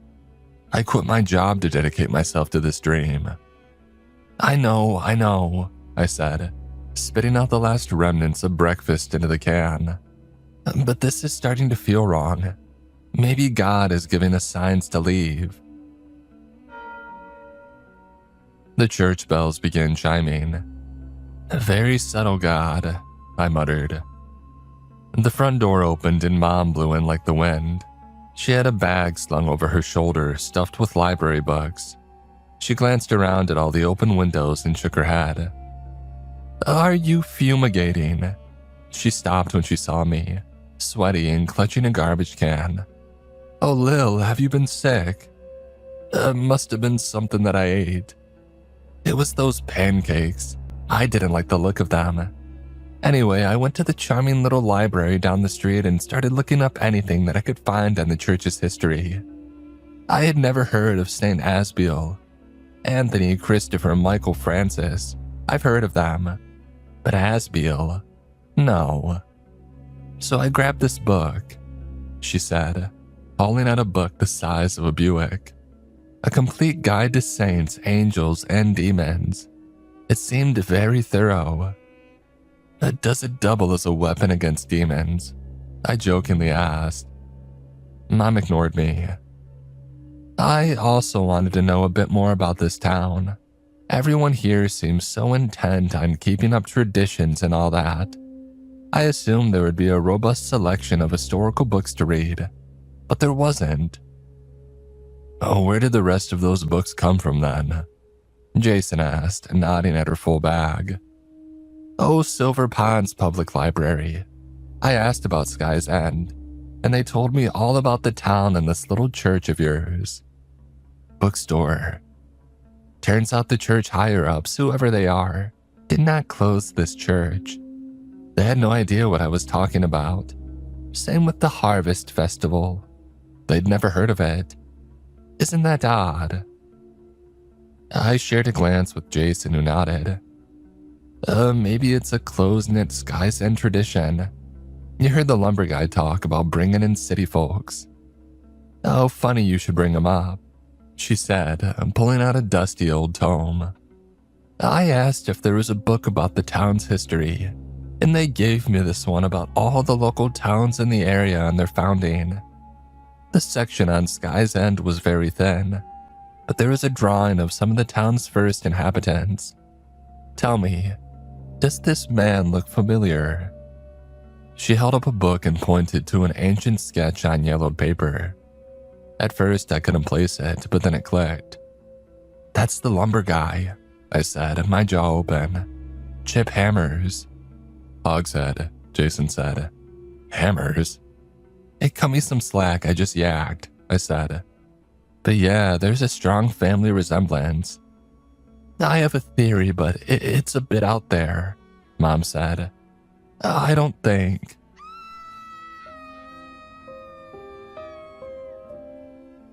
Mom's theory never saw the light of day. Just outside the church, we heard the screeching of tires followed by a sickening thud and women screaming. We rushed outside and saw a small group of people huddled around a person in the middle of the street. It was Jeff. He was dead. I couldn't believe it.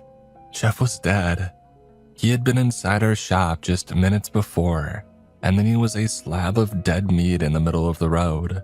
Outside of Nana's funeral, I had never been that close to a body before. Never seen one splayed out in the street, crimson blood pooling under its broken and disjointed form. Even after they took his body away and scrubbed the square, you could still see the outlines of the stain. And Darcy was quick to point out that as tragic as it was, the Harvest Festival would continue. I was flabbergasted, and any attempt to dissuade her from continuing fell on deaf ears. Hell, anyone I spoke to held the line. The show must go on. And Mom was beside herself. She had been even more removed from these kinds of actions, and the death had struck her hard. She left to spend the rest of the day at her house. The thought of doing anything festive made her ill. She mentioned she was considering cutting her trip short. I told her that I didn't blame her. And Jason and I didn't have that luxury. We needed to keep our minds busy, and so we dove into working on the store. My nerves were KFC-level deep fried. I feared that every noise I heard was something looming in the shadows, looking to harm us or pester us about the church's readiness. Yet, our options were limited to 1. Give up our future and leave, or 2. Go home and wallow. Neither sounded like an improvement on the current situation, so I kept my nose to the grindstone. Idle hands are the devil's playthings. How my ancient pilgrim forefathers must have cheered my industriousness from beyond the grave. The day turned to night, and the light from the stained glass muted to all black. I flipped on a few lamps and kept restocking. Jason, brave soul that he is, moved to the basement to put some finishing touches on his pet project. A Mookie was with him and sleeping, which good on him for doing so. I didn't know if I would ever sleep again. At around 10, I heard somebody on the back stairs. It was Jason, and the look on his face concerned me. His flushed skin and slack jaw contrasted with his wild and wide-open eyes. He waved me over without a word. "What's up?" I whispered. "I have to show you something." That doesn't sound promising. He led me down the squeaky stairs until we were standing inside the former priest's bedroom. Mookie had woken from his slumber and was pacing in front of a section of cinder block wall. Jason nodded at it. "He's been doing this for a while. I'd check, and I think there's a hidden room behind this wall," he said, tapping on the cinder block. It did sound hollow, but what I know about construction could fit inside a teapot with room for cream. "There wasn't anything listed on the blueprints when we bought it," I said. "I know," he said, "but Mookie won't stop meowing." I came over and slapped the wall, and it sounded different. Hollow. "And give it a whap." I did. It didn't seem off until I hit another section of the wall and I heard the distinction. I glanced at Jason to ask what we should do, but saw that he was already cradling his sledgehammer, sluggo. I didn't argue. I just scooped up Mookie and took 2 big steps back.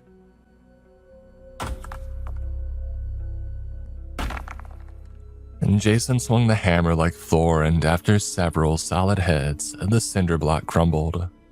A hole to the unknown had opened right in front of us. I held up my phone to get a view into the void behind the wall. I saw nothing at first, but then we heard somebody say, "Help." I stumbled back and nearly introduced my ass to the ground. Jason looked confused, but then he heard the voice too. This time louder, a little less hoarse, and he backed away as well. We shared a look of astonishment. "Hello?" The weak voice called out again. "Have you come to free me after all these centuries?" I looked over at Jason and mouthed a string of curse words. Not sure if he got most of what I was saying, but he got the gist.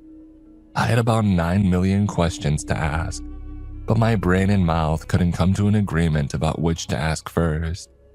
Instead, I just whispered, "Pata, a buzz baba." My thoughts exactly. What the hell is that? A man in the wall. Why is there a man in the wall? How is there a man in the wall? I don't think my brain knows how to process any of this, Jason said. Mookie, as curious as his kind are, instantly hopped up onto the hole and peered into the darkness. He meowed and we heard it echo back. Before I could grab him, he jumped into the room. Mookie! I moved to the hole and peered in without my phone. I couldn't see a thing at first. Once my eyes adjusted, though, I noticed a figure slumped against the far side of the wall. They were in an ancient jail cell. From the void, Mookie meowed again, this time more forcefully. It twisted into a growl before evolving into a snarl. He hissed a few more times and I heard him nervously skitter back toward the hole. I just moved my face out of the way before he came leaping through and bolted up the stairs, hissing as he did. I glanced over at Jason and swallowed hard. Just what the heck was going on in there? I went back to the cinderblock portal and tried to get a better view of whatever had spooked my poor boy. I couldn't make out much, but I heard someone jostling. "Hello?" I said. "Are you okay?" What a stupid thing to ask. Obviously, the person trapped in a jail cell behind a walled-up secret room isn't okay. "Do you need help?" Have you come to free me from them? "From who?" The Watchers. He hissed. Well, that was terrifying. Way worse than the raccoons. I turned back to Jason. "You need to break down this wall. I'm gonna go find help." "From who? This whole town closes down at 9. "I don't know. I'm sure Darcy's out on vermin patrol. I'll call 911 too. But this guy is going to need immediate help," I said before turning back to the hole. "Sir, just be patient. We're gonna go grab some help." Beware the Watchers. "I'll try my best," I said before I scrambled up the stairs, following the trail that Mookie Pets had blazed. I hit the top floor and headed straight for the front door. For the first time since our move to Sky's End and the purchase of the church, I didn't feel safe. I guess finding a man walled into a hidden room in your basement will do that to a person. I burst out onto the street and was surprised to find several people walking around. A few of them were huddled together and pointing at the church. A second glance told me that they were with the Harvest Festival Committee. Their lanyards gleamed in the moonlight. Rushing over, they ceased their conversation and looked at me with concern. They must have thought I was an insane person with how wild I was acting, but they kept their personal feelings behind a mask of politeness. "Oh, thank God you're out here. There's somebody inside my walls. I need help." The group of people shared a look, telepathically decided that I was insane or on drugs or maybe both. And then the lead person, Rachel, I think, looked at me with sympathetic eyes and said, "Darling, are you okay?" "No," I said. "We just stumbled into some weird shit, and I don't know what to do or who to turn to." I patted myself and realized that I didn't have my phone. "Can one of you call the cops? I probably need an ambulance too." "Oh, you won't be able to get those two boys. They're on a fishing trip until Harvest Day. Yearly tradition. Trout before turkey, they call it," Rachel said. "Oh, they usually catch the limit too," another one of the committee members added, as if I could give a rat's ass about their fishing prowess. "Lillian, we should talk," came a voice that I was familiar with from behind me. "Darcy, we should talk with Jason too." "Darcy, I'm not in the right state of mind to worry about the teeny tiny details about the festival, okay? I just found a man walled up in my bookstore." "Oh, I know about him. We all do." "Jesus Christ, news travels fast in a small town," I said. "How did you hear already?" "Oh, I've known about him. We all have. The committee. The entire town," Darcy said. "Come, let's go talk to Jason." My mouth went Sahara, Gobi even. Death Valley on a bad day. I felt wrung out and the lack of liquid struck me dumb. I had questions and I wanted to speak, but nothing came from me. Darcy offered her hand and I took it. The Harvest Festival Committee went on planning as if I hadn't just spun them some magical tale. I heard Rachel mention something about putting the bonfire near the grand gazebo this year, and Darcy led me to the store. She was speaking, I saw her mouth moving, but the blood whooshing in my ears drowned it out. Was the whole town in on this oddity? If so, why hadn't anybody mentioned it to me when I purchased the church? Why was he there at all? How was he alive? Who the hell was he? "He's a demon," Darcy said once Jason had joined us upstairs. She said it as plainly as a person ordering their favorite coffee at Buzz's Bean. "He's been in there since the town's founding. He's the reason we founded the town way out in the middle of nowhere. It's where they caught him." "Hold up," Jason said, as gobsmacked as I had been.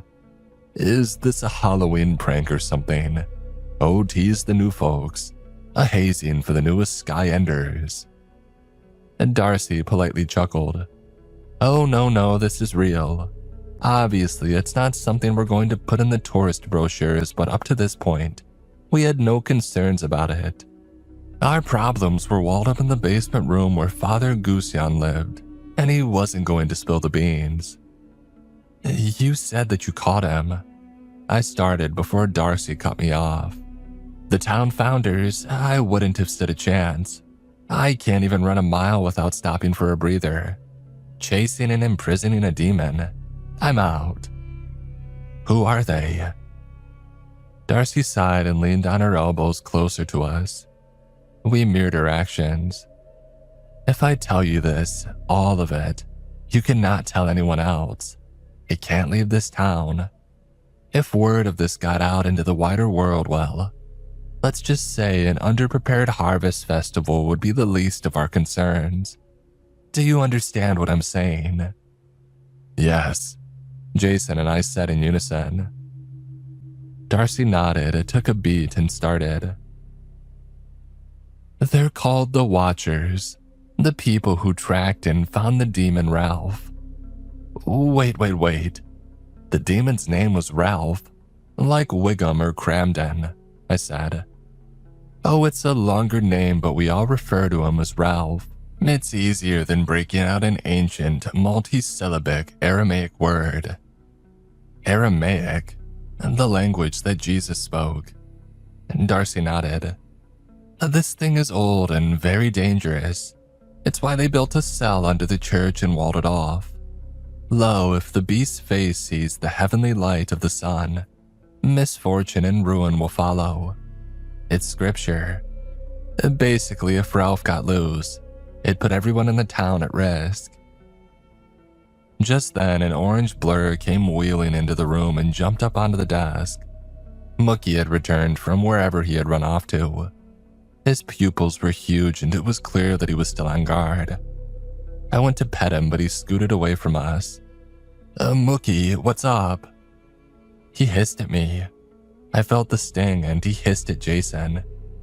He hissed at Darcy before darting away from us. I saw his tail disappear down the basement stairs.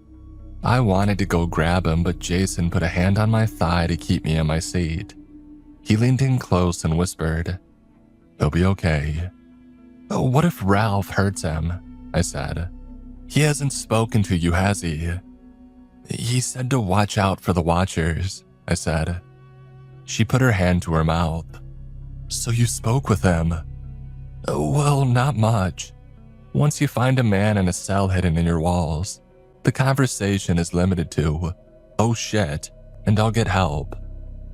"Don't talk to him. Every word out of his poisoned mouth is a lie, but it sounds like the truth. That's his demonic power. He's trying to convince you to sympathize with him so you'll release him. It's so important that you don't." I shook my head. "Darcy, this is a tall task. You can't seriously ask me to leave a man locked up in a cage inside the walls of my bookstore." "It's a church," she said, "and I do. I can call a few people over to help patch up the wall and keep watch until you guys are ready to open up. It's easier to ignore him if there's somebody else there to keep you on the right path, so to speak." "I can put up a piece of wood over the hole and lock the door to the stairs for tonight," Jason said. "We can discuss having armed guards tomorrow." "I'm not a fan of that plan, to be honest," I said. "We can talk about it more tomorrow after the shock wears off," Darcy said, standing. "Please, don't speak to Ralph. Don't tell anybody else about this. Loose lips sink ships. We'll be in contact in the morning." As she got up and left to continue her late-night patrols of a dead small town, Jason and I sat in silence for about 10 minutes. Our brains needed to reboot. Finally, when words found our tongues again, I turned to him and said, "We can't tell my mom." Oh God, no. And we need to talk to Ralph, I said. Lil, that's the one thing she said not to do. I don't trust her. Do you? Well, she came across a little odd. Why was she outside at night? Why are any of the harvest people out there? How are none of them bothered by Jeff's death? From the basement, Ralph wailed. We shared a look before we dashed downstairs. Where there had only been a little porthole when I had left for help, Jason had widened the hole large enough for us to walk through. It'd be a tight fit and a subtle reminder to get back to the gym, but I could squeeze through it if the need arose. I hoped it wouldn't. The room was icebox cold, way chillier than anywhere else in the church. It was dark too, like starless night dark, bottom of the sea dark. Not sure how anybody could ever be in here and not go crazy, demon or not. Mookie was in here. I could hear him purring, but I couldn't see him. I hesitantly pulled up my phone and turned on the flashlight. I spotted him right away lying next to a row of iron prison bars. A mysterious white hand stroked the top of his orange head. Mookie, come. He didn't.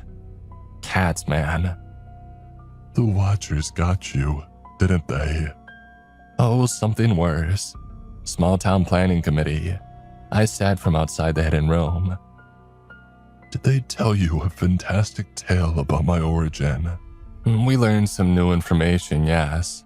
Your name is Ralph, for one. It is not Ralph, he said. Well, they call you Ralph in these parts. Mookie, come here, Jason said, adding cat noises to get him moving. Mookie rolled, stood, stretched, and sauntered back toward us. He was gleefully meowing as he did. I wouldn't hurt the creature, Ralph said. It's not in my nature. Oh, he bites sometimes, Jason said. The absurdity of warning a literal demon that my house cat may bite it was too much for my brain to take in at once. It broke me. I went for the big question. Are you a demon? I mean, how else would a person still be alive in here with no sunlight, no food, no water? I'm assuming those are magical prison bars or something that keeps you in place. You gotta be a demon, right? If you already believe that I'm a follower of the Morning Star, would you believe anything I said to refute it? I mean, at this point, I'm game to hear anything.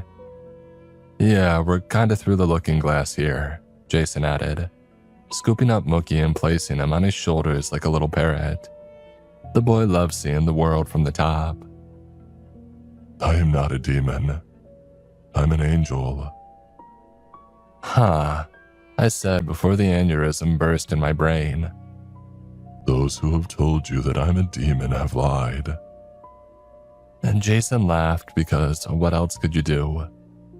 An angel from heaven. There is no heaven, Ralph said. Hey, careful with blasphemy, I added, forgetting myself.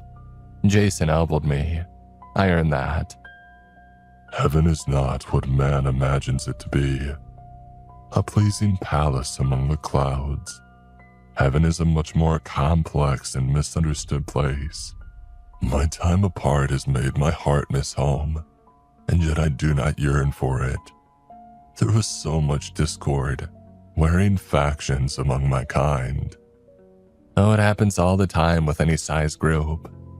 The Watchers caused the rupture. They corrupted not only man but themselves, unable to control their urges with the child bearers of your race, and thus brought forth new evils into this world. And the Watchers did this to you? Yes, they tricked me, bound my feet and hands, and left me here, entombed away from the vision of the True One. Here I have sat for eons awaiting my salvation. Are you my salvation, mortal? I sell books. Bookmarks, coffee. Not sure I'm anyone's salvation. Can we see you? Jason asked, blissfully cutting me off. You can look, but you won't truly see. Not the way you're used to. Jason leaned in and whispered, "This is like talking with a fortune cookie." "We're gonna come in," I said, surprising even myself. I shared a look with Jason. He didn't look thrilled with this development, but like the gentleman he was, he entered the tiny room first, holding his arm for stability. I crossed the threshold.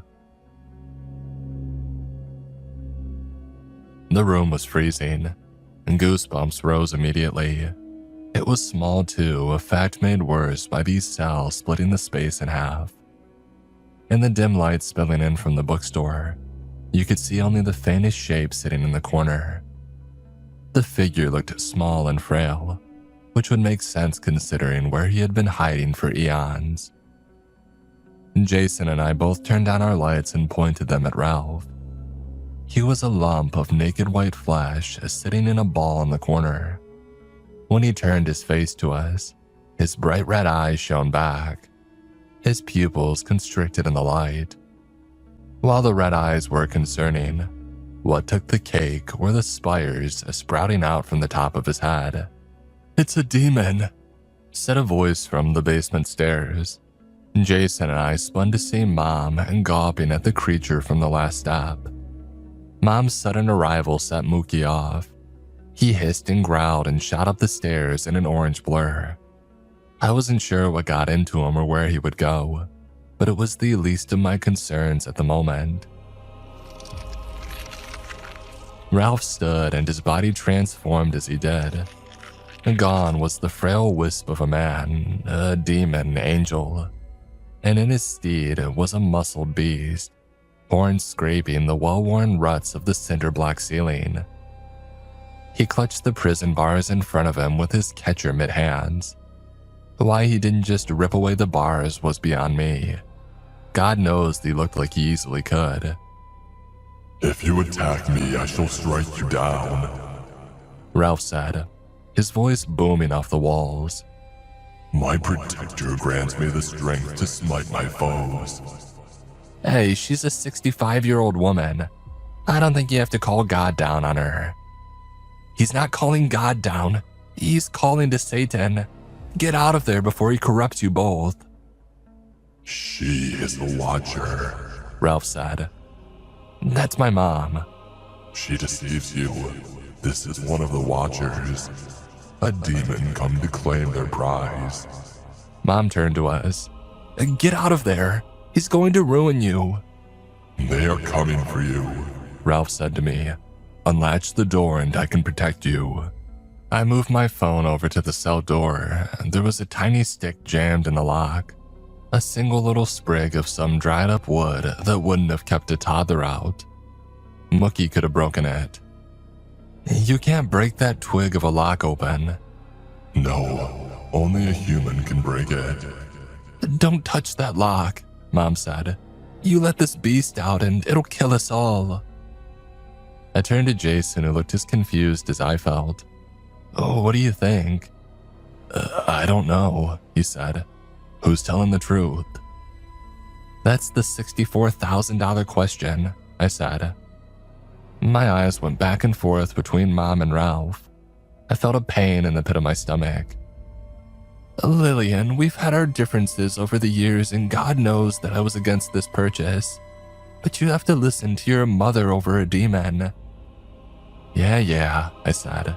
I should believe her. I would. But something was stopping me. A nagging feeling at the base of my skull. A warning from my ancestors that lit up my brain with flashing caution signs. Lillian, who are all these people? The voice came from the top of the stairs. I stepped out of the room and saw Mom, or another mom, standing at the top of the steps. She was still in her pajamas and looking confused. When she saw another version of herself next to me, she let out a surprised yelp and grabbed the banister for support. Why were there two of my mom? One was bad enough. With everything unfolding the way that it had, my head was swimming already. Instead of laps in a pool, though, I think it was trying to cross the English Channel. I felt lost, confused, adrift. Break the lock, release me, and I'll help you. Ralph said, his voice pleading. That woman is one of his tricks. Basement Mom said. I'm a lot of things, madam, but a trick isn't one of them. Stair Mom responded. Lillian, use your common sense and free this thing. Why? Because he's the only thing that can help us. Lies, Basement Mom said, lovingly placing her hand on my arm. She's trying to fool you, dear. Get your hands off my daughter, Stairs Mom said, rushing down the steps. She slapped Basement Mom's hand away. She's a monster, Lil. This whole town is full of them. How do you know? The library book, the one that I looked up. There is no Saint Asbiel, she exclaimed. Asbiel was a demon. They all worship a demon. The silence rushed in. I felt my guts double knot. I held on to Jason to brace myself from collapsing. I tried to speak, I wanted to, but for once, nothing came out of me. The chanting broke the silence. From outside, you could hear what sounded like the entire town standing outside the church, repeating the exact phrase over and over. Through our sacrifice, we shall prosper. They're coming, Mom, my real mom said. She ran for the cage to break the stick, but Basement Mom shoved her hard in the back. Mom lunged forward, smashing her head on the corner of a jagged cinder block. She collapsed to the ground with a sickening thud. Mom! I went down to check on her. Blood was pooling all around her head. I checked for a pulse and I found none. Mom! Jason ran for the cage, but as he did, Basement Mom shot out her hand and a yellow light exploded from her fingertips. It struck Jason in the chest and he stumbled back, clutching himself. As he fell back, we locked eyes and he mouthed the word, Run. I stood on shaky legs. The chanting was louder now. They had entered the church. I turned to Basement Mom, who was grinning ear to ear. She reached behind her head, dug her nails into her flesh and yanked hard. The sickening sound of tearing filled the room. Basement Mom ripped away her own bloody flesh, gobs of it hitting the ground with wet slabs. Loose hair floating in the dim light. The way she pulled at her skin, I expected to see a skeleton staring at me. But that's not who I saw. Instead of the bone white of a skull confronting me, I was face to face with someone who had been pestering me for days. Darcy. What? Was all I could compel myself to say. Break the stick, Ralph yelled, but the deafening chanting from the top of the stairs drowned his voice out. I turned back and saw the deadly choir, dressed in black robes with red runes stitched onto their chests, slowly marching toward me. You don't know how lucky you are, Darcy said in a measured tone, to witness proof of divine power, a view so few outsiders get to see. I tried to run towards Ralph, but dozens of people rushed down the stairs and grabbed my arms and legs. I thrashed and yanked, but the sheer number of hands on me left me immobile, a fly trapped in a spider's web. Who are you people?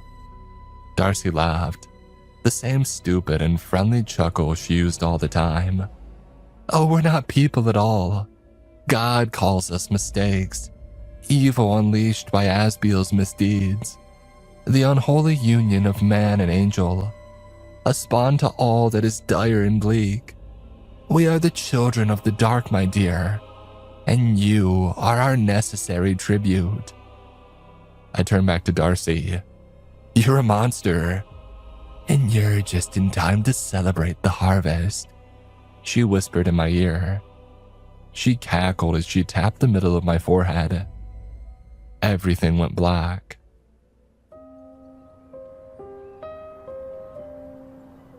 The smell of kerosene brought me back from the dark. It was all around me.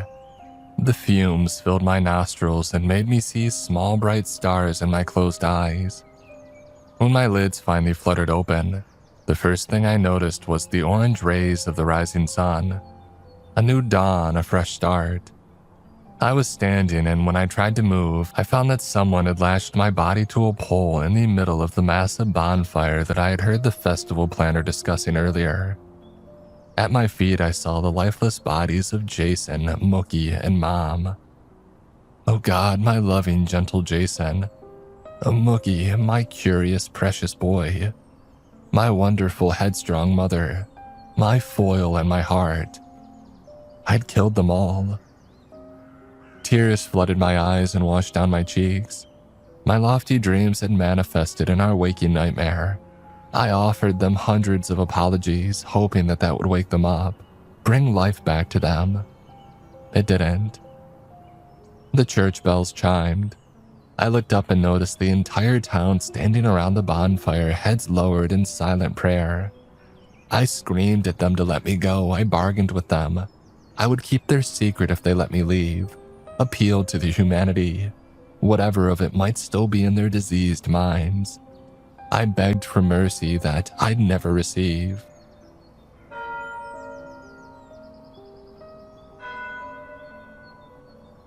As the bells tolled one by one, the townsfolk finished their prayers and raised their faces to me.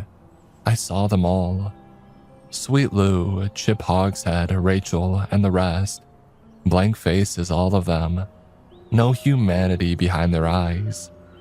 Darcy, their ringleader, stood in front of them. She held a torch above her head, welcoming the morning orange glow with one of her own. She was the only person still with their head bowed in prayer. Darcy, please, not like this. Please have mercy. The church bells ceased ringing. Asbiel, we offer you this harvest. She tossed the torch onto the kerosene-soaked woodpile. It instantly ignited. The last thing I remember feeling was the bubbling of my skin and the painful screams I let out as the fire consumed me.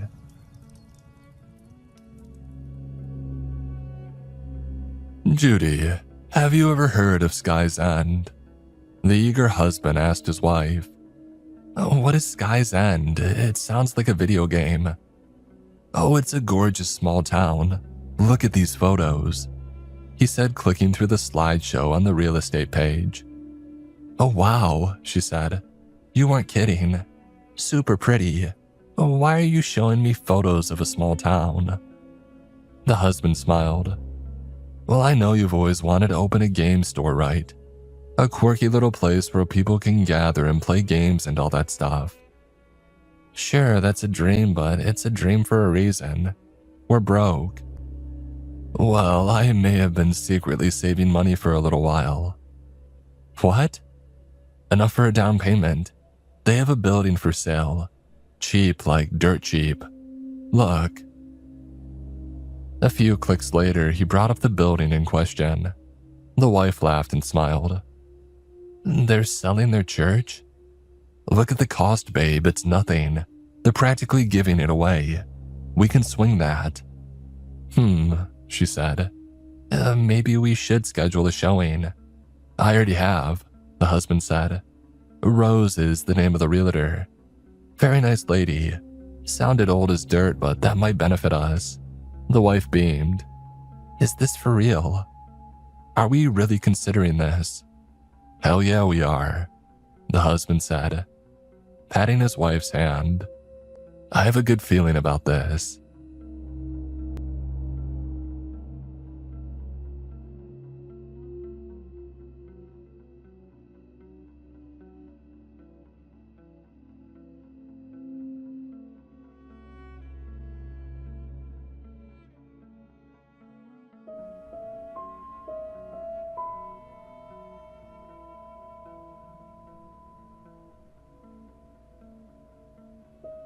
My mornings in Weeping Tree Books always begin the same way. I roll out of my queen-sized feather bed in the employee's room, start the coffee maker, and fry some bacon and eggs on the electric griddle. I sit down in the wing-backed armchair in the corner, open up a book, and have breakfast while I wait for the screams to subside. And they usually do around sunrise. I used to eat my meals at the front desk, but after a while I realized that watching the world go by through the display window only caused me pain. I would never be able to stand in that plaza beneath the willow tree. I would never be able to look up at the sky and feel the warm sun on my face. I would never be able to leave Weeping Tree Books. After the fire, the law firm that manages the bookstore's finances refurnished the employee's room. It was a lot more comfortable after the remodel, but there was no escaping the truth. Weeping Tree Books was my prison, and one day it would be my tomb.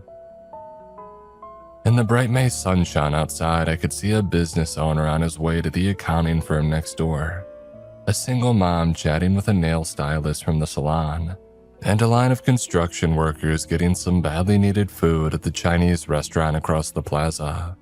These people had their problems, no doubt, but they were rational ones, not like the problems of Elizabeth, who had been screaming outside my door. Last Tuesday, a girl came into Weeping Tree Books and stopped uncertainly in front of my desk. Her auburn hair was a mess. There were dark circles under her eyes, and the cuffs of her oversized jacket had begun to fray. I had a feeling that she had been pulling at their strings obsessively. Elizabeth was the name stitched into the work uniform that she wore underneath. Even before she opened her mouth, I was worried about her. Worried about what might have brought her to my shop.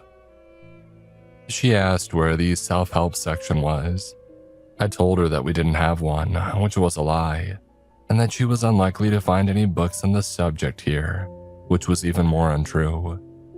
I had hoped that my answer would make her turn around and leave, but instead she just bit her lip and headed into the stacks. I had physically tried to stop customers before. The bookstore didn't like that, not at all, so I had no choice but to let Elizabeth go.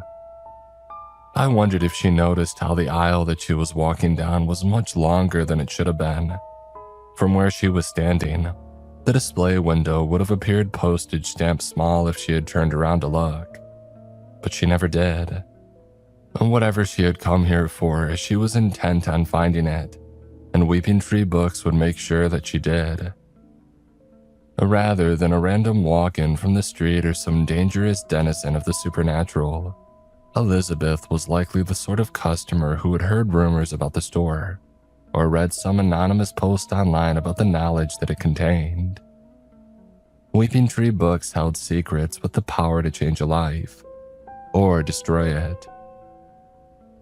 I grabbed a cart and I headed after her. I told myself that I wasn't snooping. I was just getting some new items for the display window, and I was almost able to believe it.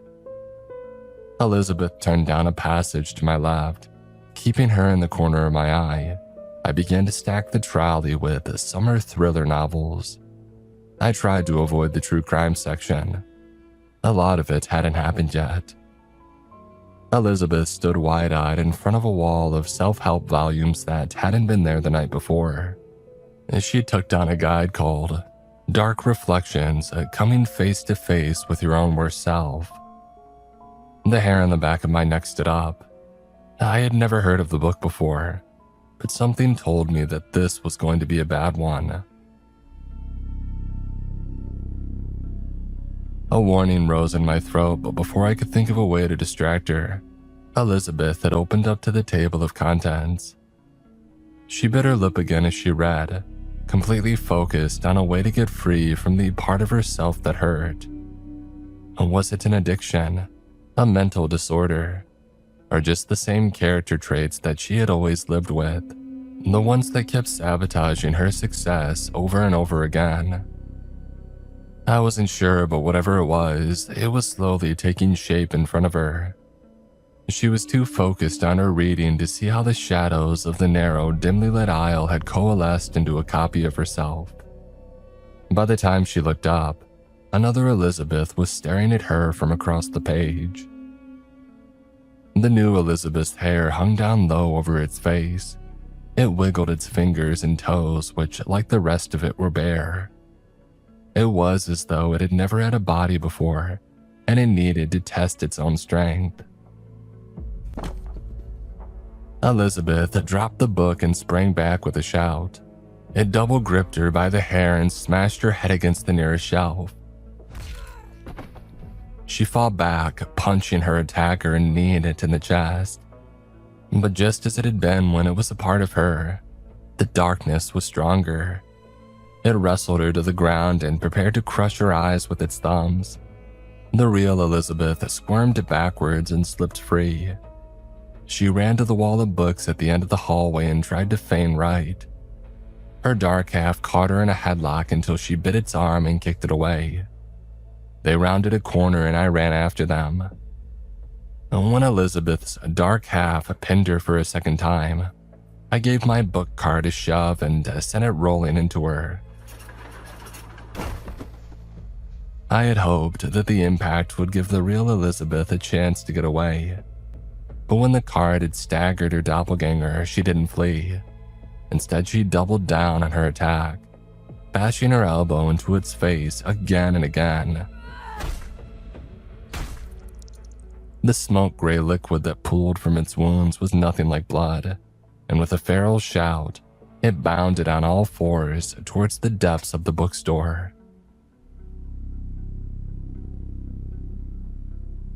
Elizabeth shot me an angry glare, and at last I understood that she didn't want to escape. She meant for this to end here one way or another. Without another word, she chased after her double. I, meanwhile, returned to my cart. I picked up the copy of Dark Reflections from where it had fallen on the floor. If I squinted, I could almost see a razor-thin smile forming in the air in front of me. I shuddered and reshelved it as quickly as possible. I didn't see who won the fight, but I do know that neither of them survived. The grisly duel plays out again each night. The same high-pitched shrieks and wild blows, rampaging through the store until dawn. I try to stay out of their way. I don't like to think what might happen if both sides of Elizabeth looked up from their struggle to find a living, flesh-and-blood target for all that hate. Eliza and Beth locked forever in a death or death struggle. I wrote that line in a letter to my girlfriend Amy, thinking that it would sound clever or funny. But when I thought about their angry screams echoing forever down all these empty aisles, I couldn't bring myself to laugh. After the shrieks finally stopped, I wash my dishes, dress, and leave the employee's room to open the store. As always, I hesitate in the doorway for a long moment before stepping out into the bookshop. The sunlight streaming through the display window banishes most of the horrors that inhabit Weeping Tree Books, but it never quite gets all of them. That morning, everything seemed quiet. There were no swarms of hideous centipedes creeping along the shelves, no ink-blooded horrors leering around the corner of the aisles. I got to work on the first task of the day, which was always the same: preparing special orders for pickup. The clients of Weeping Tree Books didn't have much tolerance for delays or mistakes, so the correct volume always had to be prepared as soon as possible. I was on my way to fetch a 16th century copy of the Mirabilis Liber when I first noticed the door. Where a bookshelf should have been, there was now a wall with an open door. It looked exactly like the ugly wood-paneled door of the employee's room, but there were no lights on inside. The hair on the back of my neck stood up. I froze, like a child waiting for a monster to emerge from their closet. But the store was dead silent.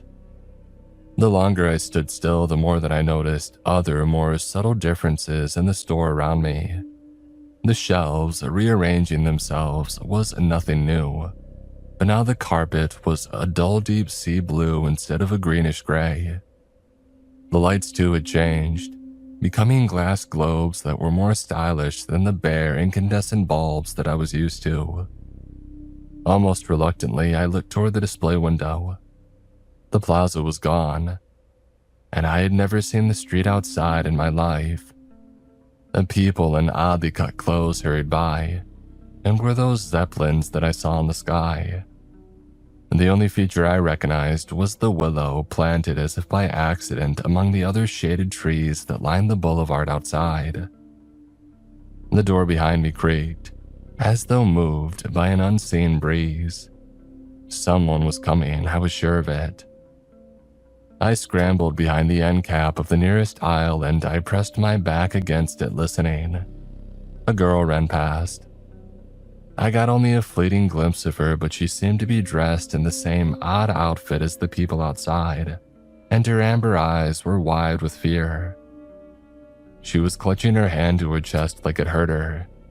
She didn't even look my way as she bolted into the lightless room. I waited a few minutes to make sure that the coast was clear and then returned to what I had been doing. Thankfully, the blue guideline cable was still there and I could follow it to the prophecies section and retrieve my client's order. As I walked, the store slowly returned to the layout that I was used to. The bare yellowish bulbs and the ugly gray-green carpet were back, as well as the plaza outside the display window. With the book in hand, I walked back to the front desk, asking myself if I had done the right thing. I told myself that I had. In places like Weeping Tree Books, speaking first or intervening could be dangerous, even deadly. I felt bad for the girl, whoever she was, but I had my own survival to think about, right?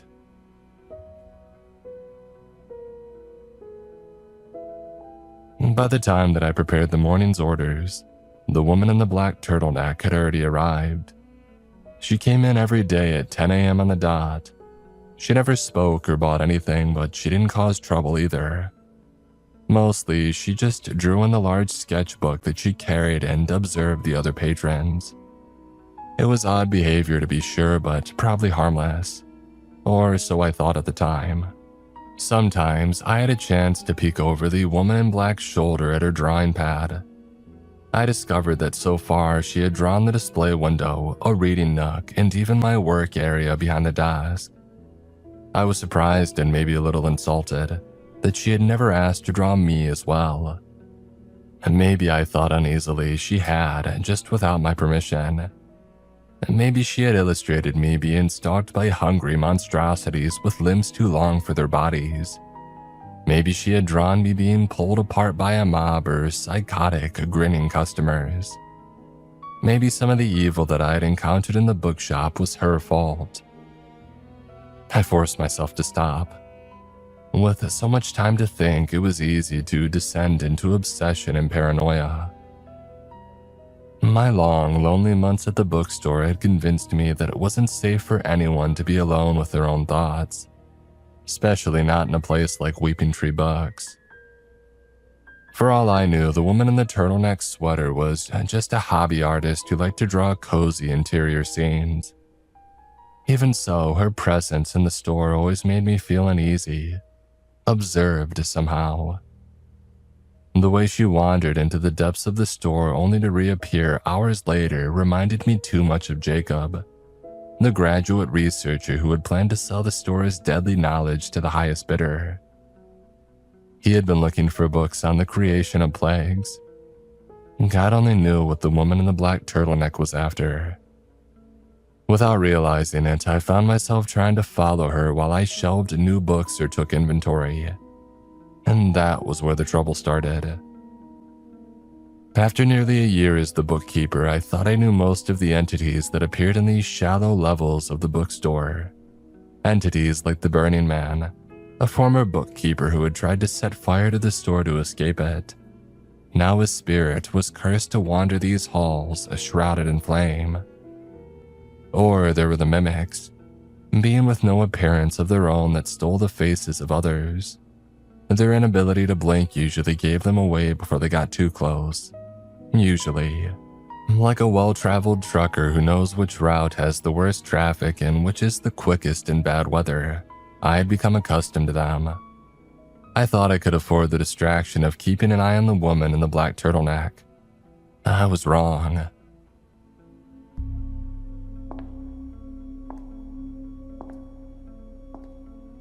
The woman's high-heeled boots echoed eerily in the stuffy, low-ceilinged store. When she turned a corner and stopped, I thought it would be the perfect moment to sneak a look at what she was drawing. And when I peered around the shelves, however, she was nowhere to be seen.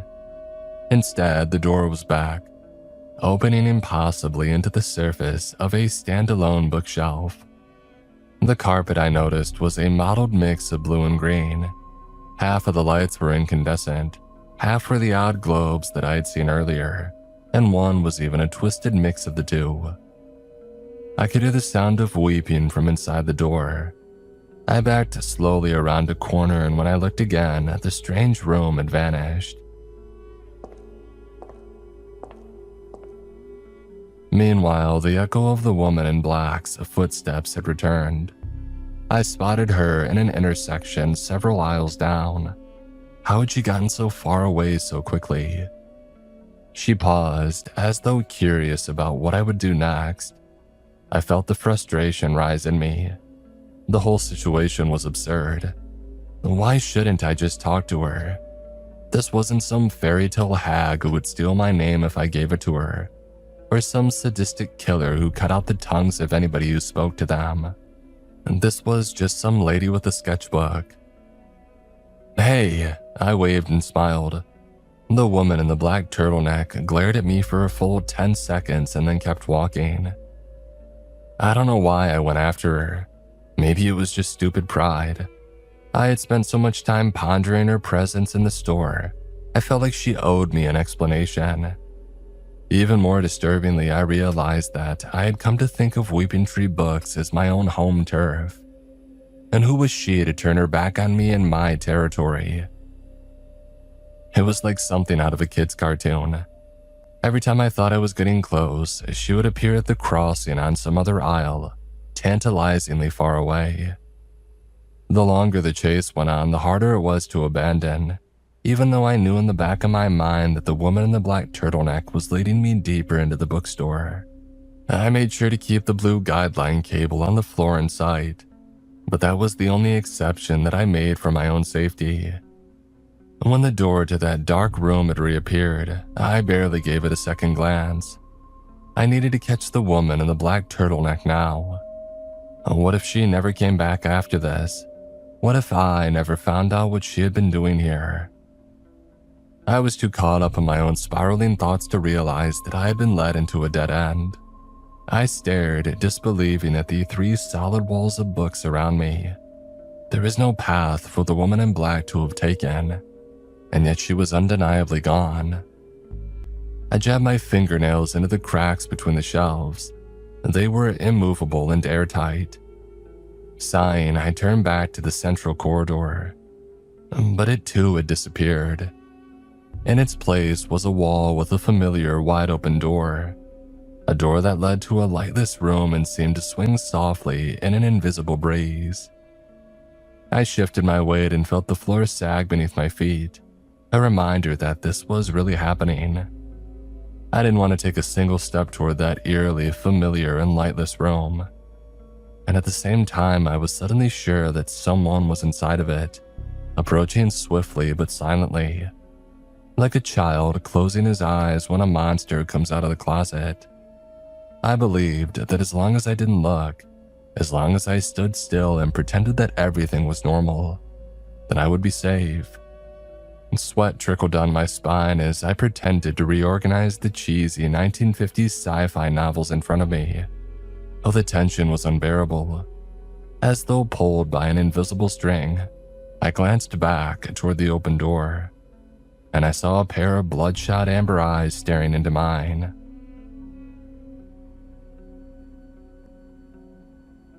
A mummy. That was my first thought. Something out of an old horror movie, embalmed with yellow wrappings. But it wasn't wrapped in linen or gauze. It was covered in pages, thousands of them stuck so tightly to its body that they at first appeared to be its skin. No, not its skin. Her skin. Because what was beneath all of those words and illustration had once undeniably been human. I braced myself for an attack, but instead, The mummified stranger stumbled to her knees and gripped my hand. Help, she whispered. A page unraveled from her finger and wrapped around mine. Its underside was sticky, rubbery, and oddly warm to the touch. By the time I tried to pull it off, it had already started multiplying, unfolding another sheaf around my palm. I felt a twinge of pain as words and illustrations bloomed across the paper, being written, I realized, in my own blood. The mummified girl's eyes widened, horrified by what she had done. Beneath the wrappings, her face was a mask of guilt and fear as she backed away into the darkness. Meanwhile, the unraveling pages had reached my wrist. I pulled out my lighter, hoping that its flame would block their path. Yet when I singed the yellow paper, it hurt as badly as burning my own skin. I looked around desperately for a solution, barely noticing that both the open door and the mummified stranger had vanished once again. "Hold still," someone said. The woman in the black turtleneck poised a very fancy pen above my arm. Before I could ask what she intended to do, she started drawing, fat, black droplets like raindrops encircling my bicep. The expanding pages dropped to the floor when the ink had touched them, blackened like withered leaves. In a matter of seconds, the paper that had been fusing with my flashlight crumbled, stained and harmless, on the bookstore floor. "Oh, it's a shame," the woman added. "If those pages had kept expanding, you would have been able to read the story of your life on them. At least until they finished draining you." "Who was that?" I mumbled, rubbing my arm. "What? You think our reality is the only one with a bookstore like this one? The only one with a bookkeeper like you?" The woman in the black turtleneck scoffed. "The border between worlds is thin here, as you all know, and sometimes they overlap." Had that girl been a bookkeeper too? One of the unlucky ones who had succumbed to the store before she realized what she had gotten herself into? If things had gone differently, my fate could have been the same as hers. I was so lost in thought that it took me a moment to realize the woman in the black turtleneck was holding out her hand to me. "Sorry about the game of hide and seek. I only wanted to get you back into the right reality before it was too late. My name is Eliza, by the way, and you, young man, must be the bookkeeper." "You know about this place? What it really is, I mean?" I asked, stunned. "You don't think all of your customers are monsters, do you?" Eliza smirked. "Oh, there's knowledge here, and like any knowledge, it can be used for good, or for evil. Personally, I just like what it does to my illustrations." Eliza held up her sketchbook. The most recent drawing was an odd perspective, looking down from the ceiling. It showed two people standing in a narrow aisle between the bookshelves. It was Eliza and I. She looked up suddenly, and the figure in her drawing did the same. The unsettling sensation that she was watching me from within the page made me recoil a bit. Eliza chuckled. "You've seen one of my pieces before. I made an album once full of illustrations of prison cells. Does that sound familiar?" I knew the book she was referring to. A kidnapper in a pig mask had used it to capture children. "That's your idea of a work of art?" I glared at her. "Like I said, power can be used to help or to harm, and I would like to help you if I can." Eliza hesitated. "Let me ask you something. Do you like being the bookkeeper? Would you leave if you could?" "Well, of course I would, but it doesn't matter. I won't be going out that door until after I'm dead." "Exactly," Eliza nodded. "The bookstore uses your body to care for itself while you're alive, but it places no claim on your soul unless you give it a reason to, like poor Elizabeth or Eugene, the Burning Man. If your soul were to leave your physical body, then return to it." She trailed off. I asked Eliza if she meant that I should fake my own death. "Oh, there will be nothing fake about it," she warned me grimly. "You will be dead. Dead as a doornail, dead as a post, dead as whatever simile or metaphor you want to use. You will have to navigate the other side on your own. But as long as you stay away from the light and remember who you are, then you should be fine. Once the store releases your corpse, I will bind your soul back to it. And then, Ben Hearn, you'll finally be free." I couldn't recall ever having told her my name, but that hardly seemed to matter now. All of this was crazy talk, the sort of thing that a cult leader might tell his followers right before he laced their drinks with cyanide. I shook my head. "I know I'm asking for a lot of trust," the woman in the black turtleneck admitted, "and that's why I'm going to prove to you that it works." "What? How?" I had barely finished the question when Eliza lunged forward and stabbed her pen into my jugular. The pain and terror of having a sharp foreign object embedded in my neck was overwhelming. Quantities of blood that I had never imagined my veins could contain ran down my chest as Eliza lowered me gently to the floor. "Oh, sorry about the mess," she whispered, and my vision went as dark as ink. And during the long, dull hours that I had spent as bookkeeper, one of the things that I had often read about was near-death experiences. Was there a reason why they seemed so similar across time and across cultures? Did the human mind simply generate a set series of sensations during its final moments? Or could it be that the events that people described happening to them after death had really occurred? Sitting behind the front desk, I had pored through book after book on the subject. Now I was about to find out for myself. The weightlessness and feeling of falling, well, that was real, as was the flurry of images that fluttered up around me like a mass of birds taking flight. Friends, a family, pivotal moments in my life, side by side with the others I had ignored at the time, but that now came back in vivid detail.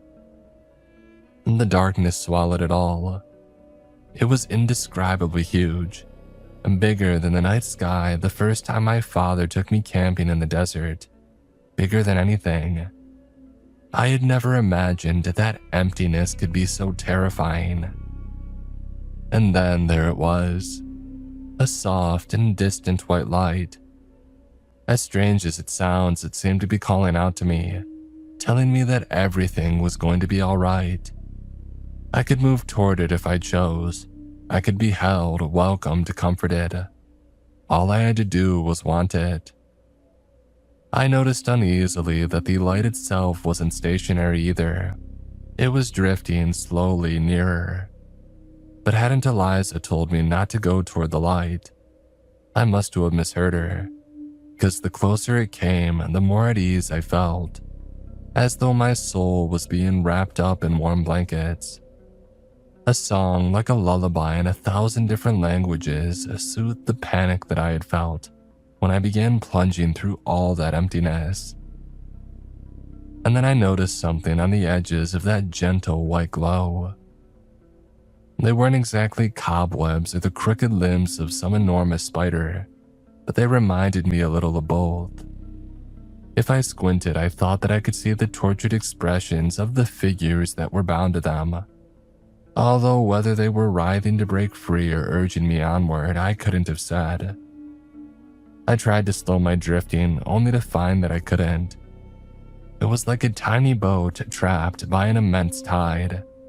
There was nothing to hold on to, no way to stop my progress. I didn't even have arms or legs to flail as I was pulled toward the light. I thought about the message it had given me, about how I had to choose to move toward it. And what would happen if I chose the emptiness instead? Slowly, I felt my speed slowing until I was moving downward and backward instead of forward. The light grew distant but never completely faded or ceased to beckon me toward it. Eliza's advice and pure chance were the only reasons that I had seen the twisted forms lurking the light. The only reason that I had enjoyed them.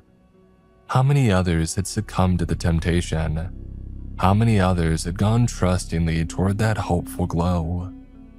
I racked my brain trying to remember what else Eliza had said. Something about remembering who I was. Well, that didn't seem so difficult. At least, not until I tried to do it. The memories that had swirled around me when my fall began had disappeared like water going down a drain. I realized with horror that I couldn't even remember what my father's face looked like. The light far away now seemed to be mocking me. Was this what it was going to be like from now on? An endless plunge through a sightless and soundless eternity, until I lost myself completely. Until I became part of all of this nothing. What had I been doing right before this? Who had I been? That's right, I had been the bookkeeper. I had been trapped in a store and a woman in black had offered me a way out. And then, I winced at the memory of the sharp pen plunging into my neck. And before that, there had been a girl too. A girl named Amy. Her family had run the Chinese restaurant across the plaza. She had saved my life and I had saved hers. She had told me that she would wait for me until I could escape from the bookstore. Hold on, I told myself. Hold on. The harder I focused, the more the darkness around me began to fade. I was no longer falling but hovering. If I looked down, I could see Eliza dragging my corpse out through the door of Weeping Tree Books and into the center of the plaza. She heaved me onto one of the stone benches surrounding the big willow, and then began drawing a series of strange chalk symbols around it. If I looked up, I could still see the emptiness that I had fallen through and the welcoming light in the distance. It whispered that it wasn't too late. I could still join the chorus of voices within. Now hold on. I forced myself to focus on simple things. The gray rock of the benches, the scratch and pastel colors of Eliza's chalk, the wind through the willow tree, its gnarled roots. From my new out-of-body perspective, the stuff that those roots sank into no longer looked like ordinary dirt at all. Whatever it looked as black and liquid as molten tar. The stuff rippled. There was movement within. A hand emerged from its inky surface. Something was pulling itself free and moving toward my lifeless body. It was vaguely man-shaped. It was so dark that it seemed to consume the light around it. Eliza stopped scrawling symbols and looked up, as though she had sensed that something wasn't quite right. But I was clearly the only one who could see the figure rising from beneath the tree. I willed myself down toward the ground, maneuvering between my own body and the living shadow. It clambered up to its full height. Its arms and fingers seemed a little too stretched, its legs bent in the wrong direction. A tendril wisp of something like smoke connected its head to the black liquid at the base of the tree. It narrowed its all too human, honey brown eyes at me. And then it grabbed me. I had thought that being incorporeal would for some reason make it impossible to feel pain. I was wrong about that. When the thing squeezed, it didn't bruise skin or break bones. Instead, it seemed to be smothering my very self. Everything that made me, well, me, flickered like a flame cut from fresh air. It was going to take whatever energy I had left, and then it was going to take possession of my flesh. My body would awaken when Eliza completed her ritual, but I wouldn't be the one inside of it. I couldn't let it end like this. I had suffered too much and sacrificed too much to let it end like this. The thought made me burn bright with anger, and the dark figure clinging onto me loosened its grip, and then it clenched down again with renewed force. I fed that anger and that righteousness, all of the energy that I had. My attacker dropped me, threw its emaciated hands up to the front of its face, and retreated toward the pool of shadow. My glow continued to intensify, out of control until it had swallowed Eliza, the bookshop square, and even the sky in an endless sea of brightness. It was the last thing that I knew before I opened my real physical eyes.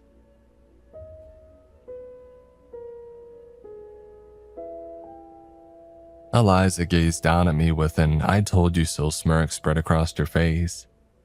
I sat up unsteadily, running my fingers over the odd chalk squiggles that were already fading from the stone bench that I lay on. A cool breeze blew across my face. For the first time in nearly a year, I was looking at the display window of Weeping Tree Books from the outside. "What happens now?" I asked Eliza. "The store just stays empty until some poor schmuck wanders in and gets trapped till the day that he dies."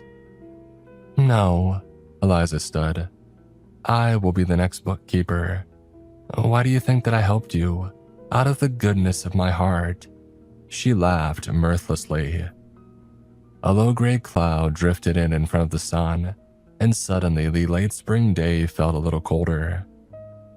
"Oh, I've been around a long time, and this world holds no more secrets for me, and nothing out here can compare to the wonder within those walls." I remembered of a quote from a 300-year-old book that I had flipped through once in the store, one called Paradise Lost. The mind is its own place, and in itself can make a heaven of hell or a hell of heaven. I asked her if she was sure about this. "I brought you back from the dead," she reminded me. "I would like to think I know what I'm doing, wouldn't you?" She had a point. Wind ruffled her silky brown hair. What was I supposed to do now? Thank her?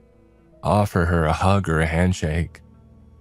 Eliza seemed above all of those things somehow ancient and terrible in a way that I hadn't noticed earlier. Before I could decide how to react, she had snatched up her sketchbook and her small black handbag and began walking toward Weeping Tree Books. She stepped through the door without a single look back. I never saw her again. A light rain began to fall. I turned my face toward it and I shut my eyes. I was free.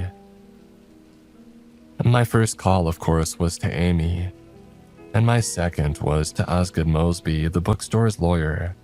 He struggled to keep his cool after hearing my voice on the phone. Nothing like this had ever happened before, he admitted, and he supposed that some amount of compensation was in order. It wasn't much, considering what I had been through, but it was a start. Piece by piece, I began to put together a life.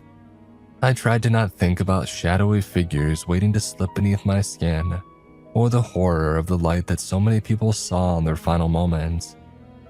I didn't ever want to return to the plaza of Weeping Tree Books, but considering that Amy's parents' restaurant was located there, I didn't have much choice. When I finally did find the strength to go back, however, I was shocked by what I found. There was a for sale sign in the bookstore's display window, and when I peered inside, I saw only an empty, ordinary storefront. Stranger still, the gnarled willow at the center of the plaza had simply vanished. I asked John Way and the beauticians at the nail salon what had happened to it, but none of them could recall there having ever been a tree in the plaza at all. Was Weeping Tree Books gone for good? Maybe Eliza had found a way to seal it off from the sane, rational world, or maybe it had been sucked back into whatever anomalous space it had come from. I wanted to believe it, but I knew better. I know that somewhere out there on some small town's main street, or in some suburbs, a dying strip mall, there's a bookshop with a willow tree out front. Maybe there's a woman with a black turtleneck sitting inside, taking notes on some old manuscript or sketching her customers while they browse the shelves. I hope so, because if not, If the chair behind that front desk is empty, the next bookkeeper will be whoever walks through the front door. It could be anybody, and maybe even you.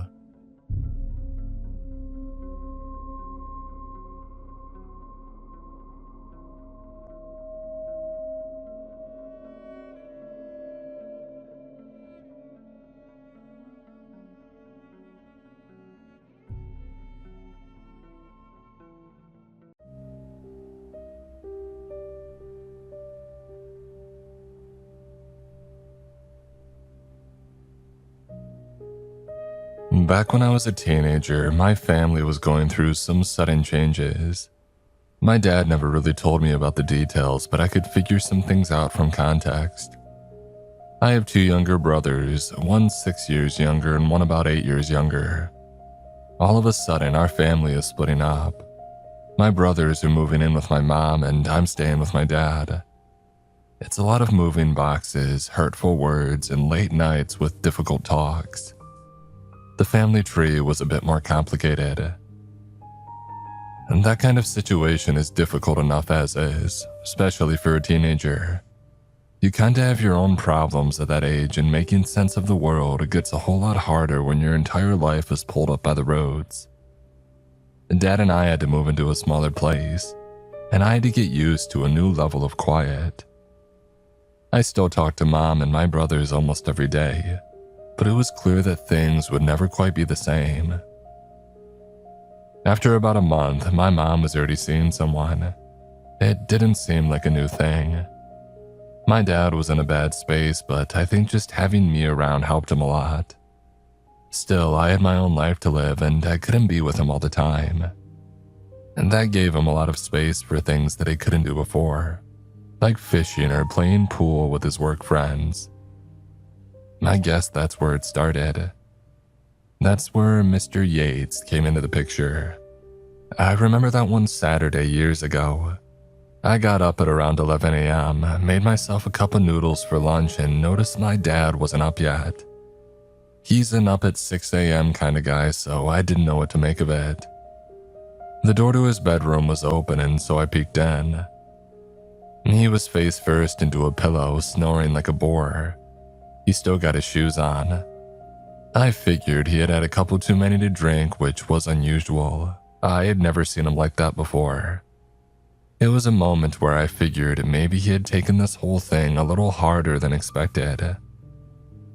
I saved him the last glass of orange juice and I left him alone, writing a note on the counter that I was going to see a friend of mine. When I came back for dinner, he was up. I got the impression that he had only just got up. His hair was a mess and he was wearing the same clothes. He had some ravioli cooking on the stove and he yawned at me when I stepped through the door. He clearly hadn't showered. Are you okay? I asked. No, I think I'm coming down with something. I went to fish down the river and it's like, I don't know. I caught something, no fish though. You got the flu. He shook his head, stirring the ravioli. Oh, not a flu, not a virus, definitely not an infection. Maybe allergies. He shook his head, yawning again. And then he did this. I don't know how to describe it. We have this barbecue lighter in a jar on the countertop. He plucked it and grabbed a wooden spoon and stepped away from the stove. The ravioli was boiling over. He took the spoon and lit the tip on fire. Meanwhile, I'm rushing over to save dinner, asking him what the hell he's doing. And he just looks at me like I'm crazy. What? He asks, holding the spoon like a torch. What is it? Put that out. Just a minute. A minute for what? As I pulled the ravioli away, he put the fire out. And while holding the burned spoon like a knife, he carved a charcoal X on the back of our front door. Before I could even ask, he headed for the bedroom. I'm not awake yet, he said. It's all Mr. Yates. All of it. There was a half-burned wooden spoon on the floor, overcooked ravioli, and Dad was passed out in the bedroom again. The only thing that seemed deliberate was the X on the door. I called my mom about it. She asked if I wanted her to pick me up, but I said no. I figured he just needed time.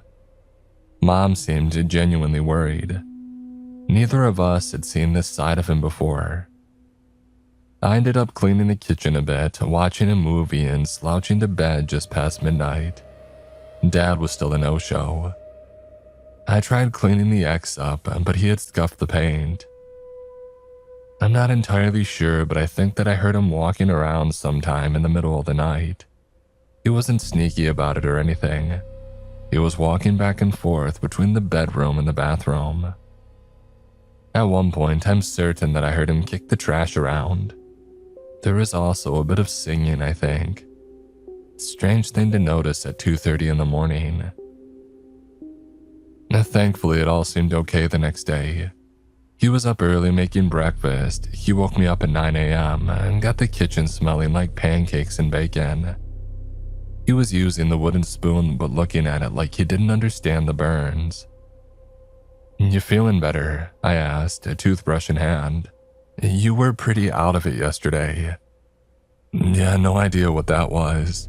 I'm all better now. I'm getting 2 pieces. How many you want?" He pointed to the bacon in the pan and he knew that I wanted 2. "Who's Mr. Yates?" I asked. He turned to look at me, almost forgetting to flip the bacon. He raised an eyebrow. "Mr. Yates?" "Yeah, you said something about Mr. Yates." "There is no Mr. Yates." "Well, then why'd you say it?" He turned his attention back to the pan, shaking his head. He murmured something under his breath, but I couldn't make out what he said. Things were largely back to normal. He would go about his business as usual, and I got buried in assignments. Last year of high school can be relentless, and I couldn't make time for him even if I wanted to. Even if I cut out my time with the guys in my desperate pursuit of a certain girl that I liked, there was just too much going on in my life to step back and look at my dad. But even so, I couldn't help but notice a couple of things that were out of place. Sometimes the charcoal X on the back of the front door would be filled in again. There would be black stains on Dad's covers, and he would wash them every other day. He also started getting this really red right eye, like he had an infection. He got a cream for it, but it didn't seem to help. And every now and then I could hear him walking around at night. And sometimes he would walk straight out of the door and be gone for hours. One night I decided to confront him. It was just past 2 a.m. and I could hear him rummaging around in the kitchen. I got up, walked out of the bedroom and rounded the corner and froze. I could see him in the light of the fridge. From the silhouette, he didn't look like my dad at all. He was pulling things out and piling them up on the counter. Cereal, orange juice, salami, and this fancy sliced cheese that we got at the deli. I flipped the light switch and he snapped to attention like a cockroach caught in a spotlight. I could immediately tell something was off. Not only the posture, but the way that he had combed his hair. He usually kept it back, but this was parted down the middle. He wasn't his usual relaxed self.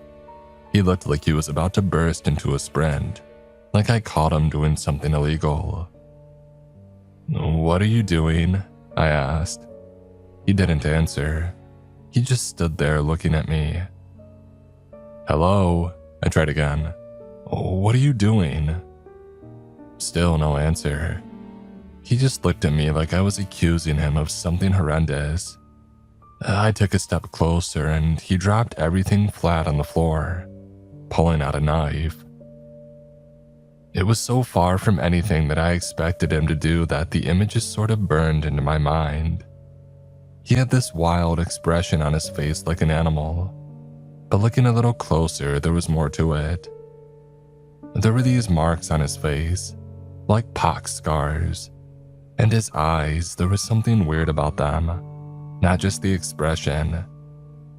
It took me a while to notice, but it was the redness. He had an infection in his left eye. The wrong eye. I stopped talking. He wasn't saying anything either. We just stood there staring at one another. I didn't even notice that my hands were up, like I was trying to talk him down from a ledge. My heart was racing. "I'm Yates," he said. "Mr. Yates." His voice was low and hoarse. "I don't know you're here," he continued. "I live here. We live here, Dad," I corrected. "I don't know you," he said, circling the kitchen island, keeping the blade pointed my direction. "I don't know what you want." "Dad, what are you doing?" "Huh?" He blinked a couple of times and scratched his eye. He looked down as if inspecting his hands. He yawned, dropped the knife, and walked straight back into the bedroom, shutting the door behind him. I knocked a couple of times, but there was no response. I could hear him snoring. In the morning, I sat him down to talk. I laid it all out in the open. The X on the door, the late-night escapades, the hair, the eye, the fridge raid, all of it. And when it was all out there, Dad couldn't pretend anymore. He threw his hands up. "Oh, I didn't know he was gonna do that," he said. "I'm sorry." "Do what? Pull a knife on me?" "Well, that's obviously out of line, like way out of line.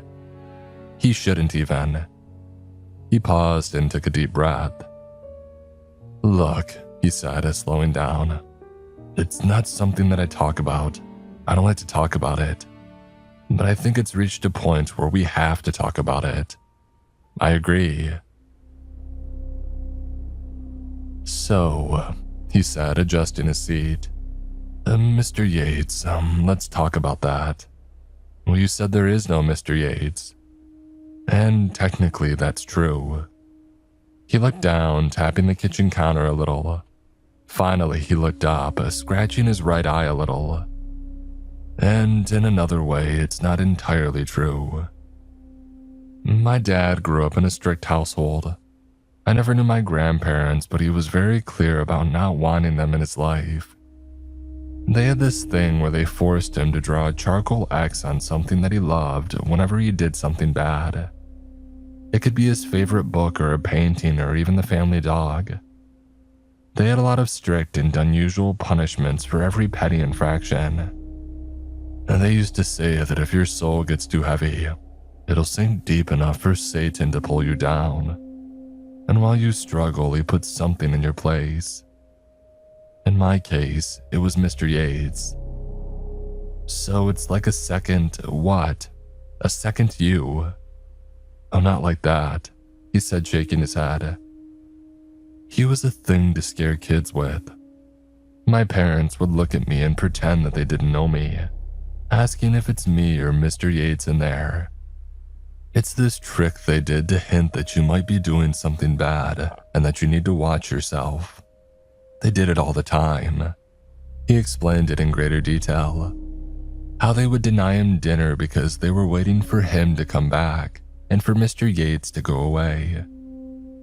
It was a way to make him apologize, forcing him to prove himself to be good. And they could get him to wash dishes, mow the lawn, or do whatever. They would pull at his feet at night, pretending that Satan was about to drag his soul to hell if he didn't go to sleep. It created this constant sense of pressure to stay on the straight and narrow, but narrow was never narrow enough. But now, I don't know, Dad explained. I don't know where this is coming from. It sounds to me like I'm sleepwalking, but I've never. He trailed off, giving me a moment to catch up. It's not every night, I assured him, just sometimes. Oh, Yates was always described as a trickster, sort of impish, like someone that would steal an apple pie from a windowsill or tie your shoelaces together. Not the kind to raid your fridge and pull a knife. But he did. You did. Yeah, you're right, I did. And he nodded. He knew that I wasn't making it up. Something had changed. We tried to get a better idea of what was going on. My dad started locking his bedroom door at night, but that didn't seem to help. He wouldn't be up and walking every night, but maybe once every 3 days or so. Sometimes he would watch TV or chug a couple of sodas, but every now and then he would put on some shoes and walk down the street. I mapped it out. It would happen somewhere around 1 to 3 a.m. It would only happen when he was asleep, but the exact timing would differ. The changes on him were surprisingly clear, like it wasn't just the hair and the posture. He would literally look taller and he would get a slight tan. And yeah, the pockmarks were there, but by morning it would all be gone. He spotted me a couple of times. Once he just took off running straight out the front door and gone with the wind. Another time he locked himself in the bathroom until the early morning, but one time his curiosity got the better of him. He was standing on the couch, bouncing a little like an overactive kid. He was eating cereal straight from the box and watching the news. There was no sound. I stood in the doorway for a while watching, and he didn't seem to notice. I got the impression that he wasn't paying attention as much as he was just enjoying the colors and the serious-looking people. When he finally noticed me, he pulled back, jumping off the couch with an actual snarl. "Keep your cereal," I sighed. "What the hell do I care?" He hissed at me, backing away towards the door. "Why are you watching without sound anyway? You can't hear what they're saying." I grabbed the remote and turned up the volume. His attention whipped back to the screen, suddenly entranced by this development. "And they talk?" he hissed. "They talk to me." "You never seen a TV? Is that his name?" I pointed to one of the newscasters. "Him? Is he TV?" "No." I had to explain the concept of television to him. It took the better part of 20 minutes. All the while, he was asking the strangest follow-up questions. How can you record the image of a person? How can that image show up in my house? How can I remember what they're saying without ever being there? I didn't even notice it, but we ended up talking for well over an hour. I got the impression that he was confused by absolutely everything. He didn't understand what was going on. At the end of that hour, he was curled up on the couch like a wounded animal, hugging a decorative pillow. "I don't want to be here," he said, shaking his head. "I don't ask to be here." He scratched his left eye. It was hard to tell if he was itching or crying. "And then why are you here?" I asked. "What happened?" He looked me up and down like he was trying to assess my intention. He must have figured I was sincere. He leaned a little closer, and suddenly this grin spread out on his face. This wide-faced, toothy grin. And in a sing-songy voice, he answered, "He looked a little bit too close and blinked too many times. He thought that he saw an eye above. Now he pays the price." "What are you?" "Oh, specks of dust that ain't a thing, but things you ain't perceive. Setting sky, a mother's love, a soul without reprieve." He got up on the couch, clapping his hands once as if demanding my attention. He swung his arms out like he was reciting something from a poem. It was almost Shakespearean. He kicked over a lamp, but it didn't even slow him down. He was giddy like a kid on a sugar high. "Alas, oh so you can, you will. Blessed I, oh blessed still. Spin around and look away, live to die another day." He turned to me, his face red, screaming at the top of his lungs. I could see the blood clotting in his infected eye. "Scream and shiver, off you go. Blue's the secret." Tearing up the decorative pillow, he threw the stuffing like confetti at a parade, letting out a performative laugh with his hands raised to the ceiling. "The sunflowers know." I just sat there panting. He was laughing to the point where he couldn't breathe. I got off the couch, slowly backing away. He was tearing up pillows, spinning around, kicking furniture, and succumbing to these random bouts of intense screaming. The kind of unfiltered scream that you can only hear when somebody breaks a bone or loses a loved one. After a while, he grew catatonic. He collapsed on the couch, but I didn't dare to approach him. I wasn't surprised when the cops came knocking. Of course, somebody called it in. It would have been crazy if they didn't. Two burly men with flashlights, stern faces, and lots of questions. It took me the better part of an hour to get rid of them, and even then I had to agree to someone dropping by to double check on me. All the while, Dad was barely coherent. Mr. Yates had slipped out of him like a thief in the night, leaving him exhausted and half asleep. I could actually see the change happening in real time as I looked at him. How he subconsciously combed his hair back, how the other eye started itching, and how the pockmarks faded from his face. The next day, I told my dad all about it as we cleaned the living room. The manic rant didn't make any sense to him, and having to vacuum the entire living room didn't make his day any better. He couldn't figure it out. He wrote it all down and read it over and over, but he couldn't make sense of it. The poem or the song was just nonsense. I wonder why he only shows up at night. I said his dad picked up a broken lamp. You've never been like that before.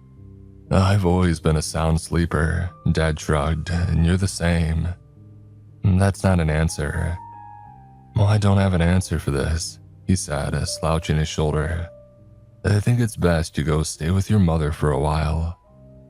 Even after all this, especially after all this, he said, scratching his irritated eye. I picked up a shard and dropped it in the trash and then turned to him. I wasn't going to entertain the idea of leaving him behind. What if we just ask him? I said. He can talk, so why don't we just talk? You really think that's a good idea? I mean, he's going to show up sooner or later anyway, right? Right. He scooped up the final pieces, dropping in the trash. All right, he agreed. Let's talk to him. We tried to get the right timing for a couple of nights, but we could never get Mr. Yates to show up. Instead, my dad had to try and spend each night sleeping with his hands and feet all tied up. Not the most comfortable way to drift off. Maybe that's what made it so difficult. But just as I had predicted, Mr. Yates came back. It didn't take long, and when he did, I was ready for him.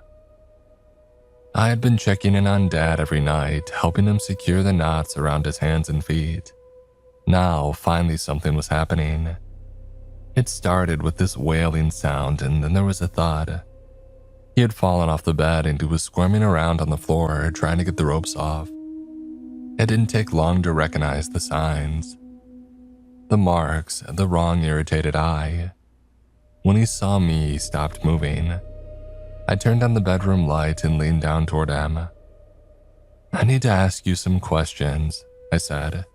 Is that okay? Let me go, he whispered. Let me go and then I'll help. Well, last time you destroyed the living room. I'll be nice. Let's try a question then, see if you can work with this, I said.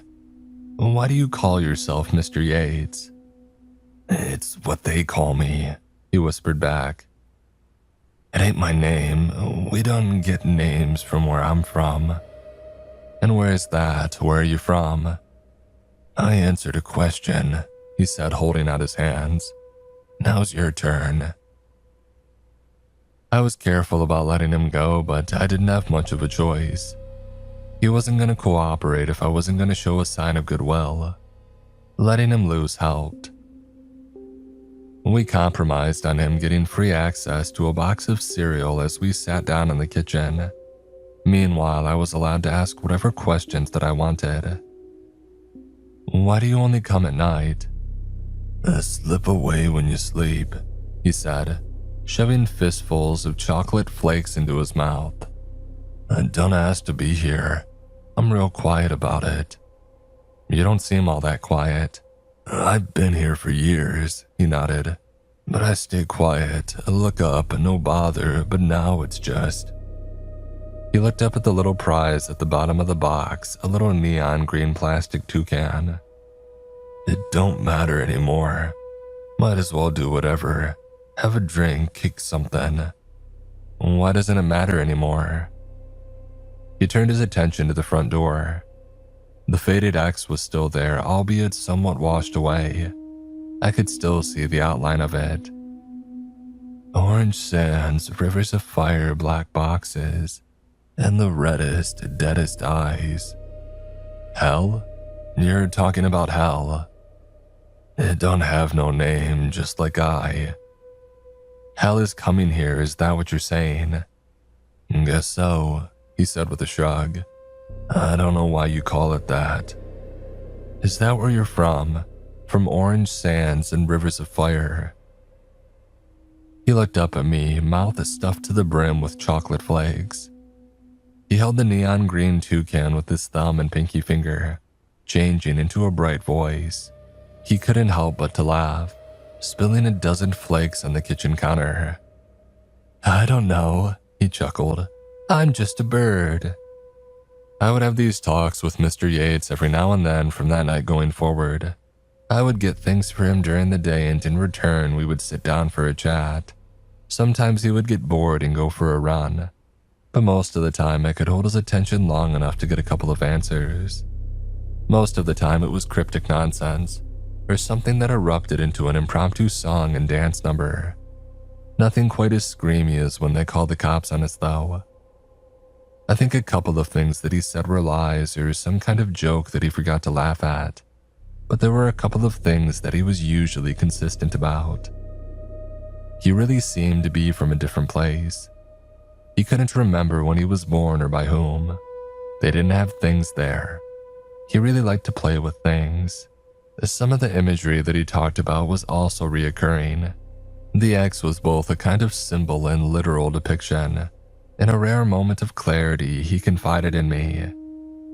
Oh, they're deconstructed, he said, rolling his eyes. Don't you get it? Frustrated, he got a piece of paper. He ripped it in half and put one half atop the other, shaping an X, and then he started folding. It turned into a box, one that he promptly threw at my head. An X is an open box, he said, pointing to the mark on the door. It means they're coming, and if they're getting here, I'm not gonna play nice. I'm gonna have the cheese and the olives and the TVs, because when they get here, that's done for. During the daytime, Dad was looking into it too. He was talking to some of the relatives that he was still in contact with, distant half-aunts and third cousins, whoever had been around at some point. Most of them knew about my dad's upbringing and the way that they had made him do things. Some had even heard of Mr. Yates. But it was my grandmother's half-sister that came with the most interesting factoid. Apparently my grandparents hadn't always been so cruel. To quote, "It's like they woke up one day and decided that they were going to be someone else." That caught my dad's attention. There had been a time before the X drawn on the wall, or the threats of him getting dragged to hell as a child, but it was like somebody had flipped a switch, and overnight he was on the receiving end. And the only lead that we had was this absurd condition that sometimes struck him in the middle of the night. We didn't have a choice but to talk to Mr. Yates about it. He got persuaded a couple of nights later using a bag of pomegranate-flavored gum. Once I realized he had never really tried anything, I figured I could get away with introducing him to whatever seems exciting in the moment. And I was 100% right. He chewed on 10 pieces of gum at a time until his jaw hurt. Can you take over fully? I asked. Like all the way? Yeah, he nodded. If we play the long game, once people figure out that we're there, they start rejecting us. It's like a physical reaction. He pointed to his left eye. It looked worse. You can see it, right? That means you're going away. Oh yeah, he nodded. But I'm gonna go out with a bang. And Dad's eye got progressively worse too. At one point it was swollen shut and he had to wear an eye patch. But it passed, and with it I started seeing a change in Mr. Yates as well. He would slow down, take a little longer to respond, and seem a little bit sleepier. He started showing up less frequently, and it was more difficult to keep a conversation going. The last time that I spoke to him, we were sitting on the couch. He was digging into a full jar of dill pickles while we watched Jurassic Park. He had only recently understood the point of movies to begin with. So this is all gonna end, I said, with fire and sand and... I mean, yeah, he interrupted, throwing a dill pickle at me. So, I scoffed. That's not a big deal to you. Literal hell. Nah, he said, shaking his head. What else is on? He didn't realize that you shouldn't switch mid-movie. Etiquette just wasn't his thing, and I let him have the remote. I don't want to go to a place like that, I said. That made him raise an eyebrow, and he turned to me, leaning in needlessly close. Personal space wasn't his thing. You know, he said, finishing his pickle, have you ever considered that I may be an idiot and a liar? It crossed my mind. What if I'm wrong? Well, then you did all this for nothing. Not nothing, he said, waving a pickle at me. This is everything. The last time I heard Mr. Yates, I was crawling into bed. He was rummaging about as usual, and then he just sort of stopped. I could hear his breathing slow, like he was falling asleep. He left something on my nightstand, went back into the living room, and fell asleep on the couch, hand still in the pickle jar. By morning, my dad's eye was fully healed, and there was a note on my nightstand. Mr. Yates had torn out a page from our Bible and written in big, bold letters, I think you got one too. I showed the note to my dad and we pieced it together. So this was something that happened on his side of the family. Something inhabits us. Something that, with the exception of Mr. Yates, it's both quiet and insidious. And if left to fester for too long, eventually, it can completely take over. Unless for one reason or another it decides not to. For my dad, the thing had rebelled. For my grandparents, well, we could only speculate.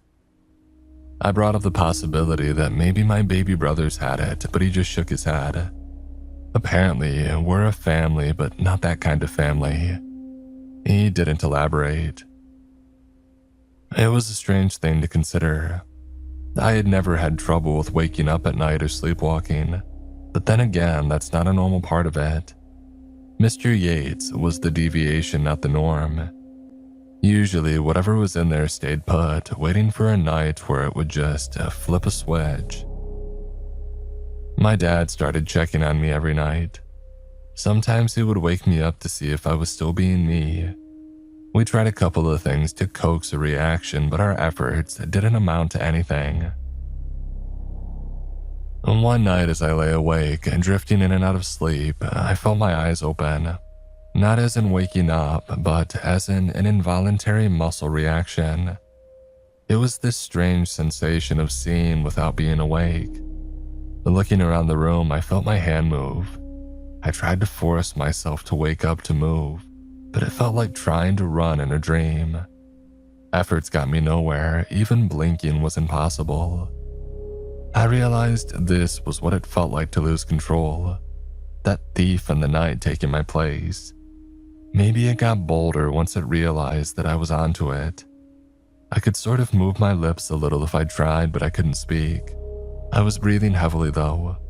Heavily enough to move my lips and have a word escape on the exhale. See you, I exhaled. See you. Something inside me jumped to attention. My eyes closed as I lay back down in bed. I could feel myself sinking deeper and deeper into sleep, and a thought crossed my mind. In those moments where something takes control, what happens to me? I was about to find out. It feels like something pulls you down, like physically downward. It starts with your feet as if you're wearing concrete shoes. You sink into yourself deeper and deeper until you've fallen for so long that you can't feel it anymore. Like pretending you're going for a walk while falling through the sky. If I concentrated hard and closed one eye, I could almost see what was happening outside myself. I was walking around, looking through drawers, taking small and careful steps, trying not to make any noise. But it wasn't my steps and it wasn't my actions. I was seeing it from the perspective of a distant guest. There was no loud crash or sudden impact. You pass into this space of mind where you're held while whatever happens outside just happens. A place where the sand is orange and the rivers are fire. To explain a first-hand account of it is an abstract sensation. It's not a real place and it's not a nightmare either. It feels like you're turning around and there was this whole other world waiting behind your back. You're not disappointed or scared, you're just angry that you didn't see it before. The air feels like refined chemicals. The sun doesn't just burn, it cooks you. The rivers of fire sizzle through ever-expanding plains. Ribcage hills litter the world like abandoned corpses. There are no stars and no clouds. And in the moments where you forget that it isn't all normal, it's almost beautiful. A reaction to a reaction to a reaction. But then I brought my hand up to my eye, and if I pressed hard enough, I could see what was happening outside. I was fighting with my dad. I could see a knife. There was fabric being thrown around. Blood. One moment I can feel the sizzle on my skin. In another moment I force a sliver of light through my eye, and I see hands trying to keep me away. A stray pulse rushes through my ear and I hear somebody begging me to stop. All the while the fire rolls down the river, snaking around a labyrinth of massive obsidian blocks. I notice briefly that if I press really hard, the image gets a little sharper. I start to scratch and itch at my eye, and when I do, I can almost feel the sensation coming back to me. A tingle in my fingers. I watch and see my head turn downward just in time for my hand to drop a knife. I rub and twist and turn. My eyes got red, but I'm barely scratching the surface. I'm not getting through. It dawns on me what's going to happen and what I'm about to experience. There's this emptiness spreading through my chest as the possibility of being stuck in that place and frame of mind forever dawns on me. Like a hall of mirrors that won't stop reminding me that there is a forever. I sat down in the orange sand, feeling the weight of the realization settle in me. I was inconsolable. Even then and there, next to fire and pain, I had never felt colder in my life. This could be it, the end of things. I don't know when it happened, but somebody sat down next to me. I remember a skull and flesh melting off a pristine skeleton. Pieces of sinew and marrow popping before crumbling to dust. And yet the posture seemed almost casual, friendly even. "You got time?" A distant voice asked, as if echoed from behind a pane of glass. I shrugged. It asked me a question, but I didn't understand. And then it asked again. "Trust?" I had no idea what we were even talking about. I shook my head. "It ain't done yet." I didn't have time to react as bony fingers grabbed the back of my head and dunked me face first in the river of fire.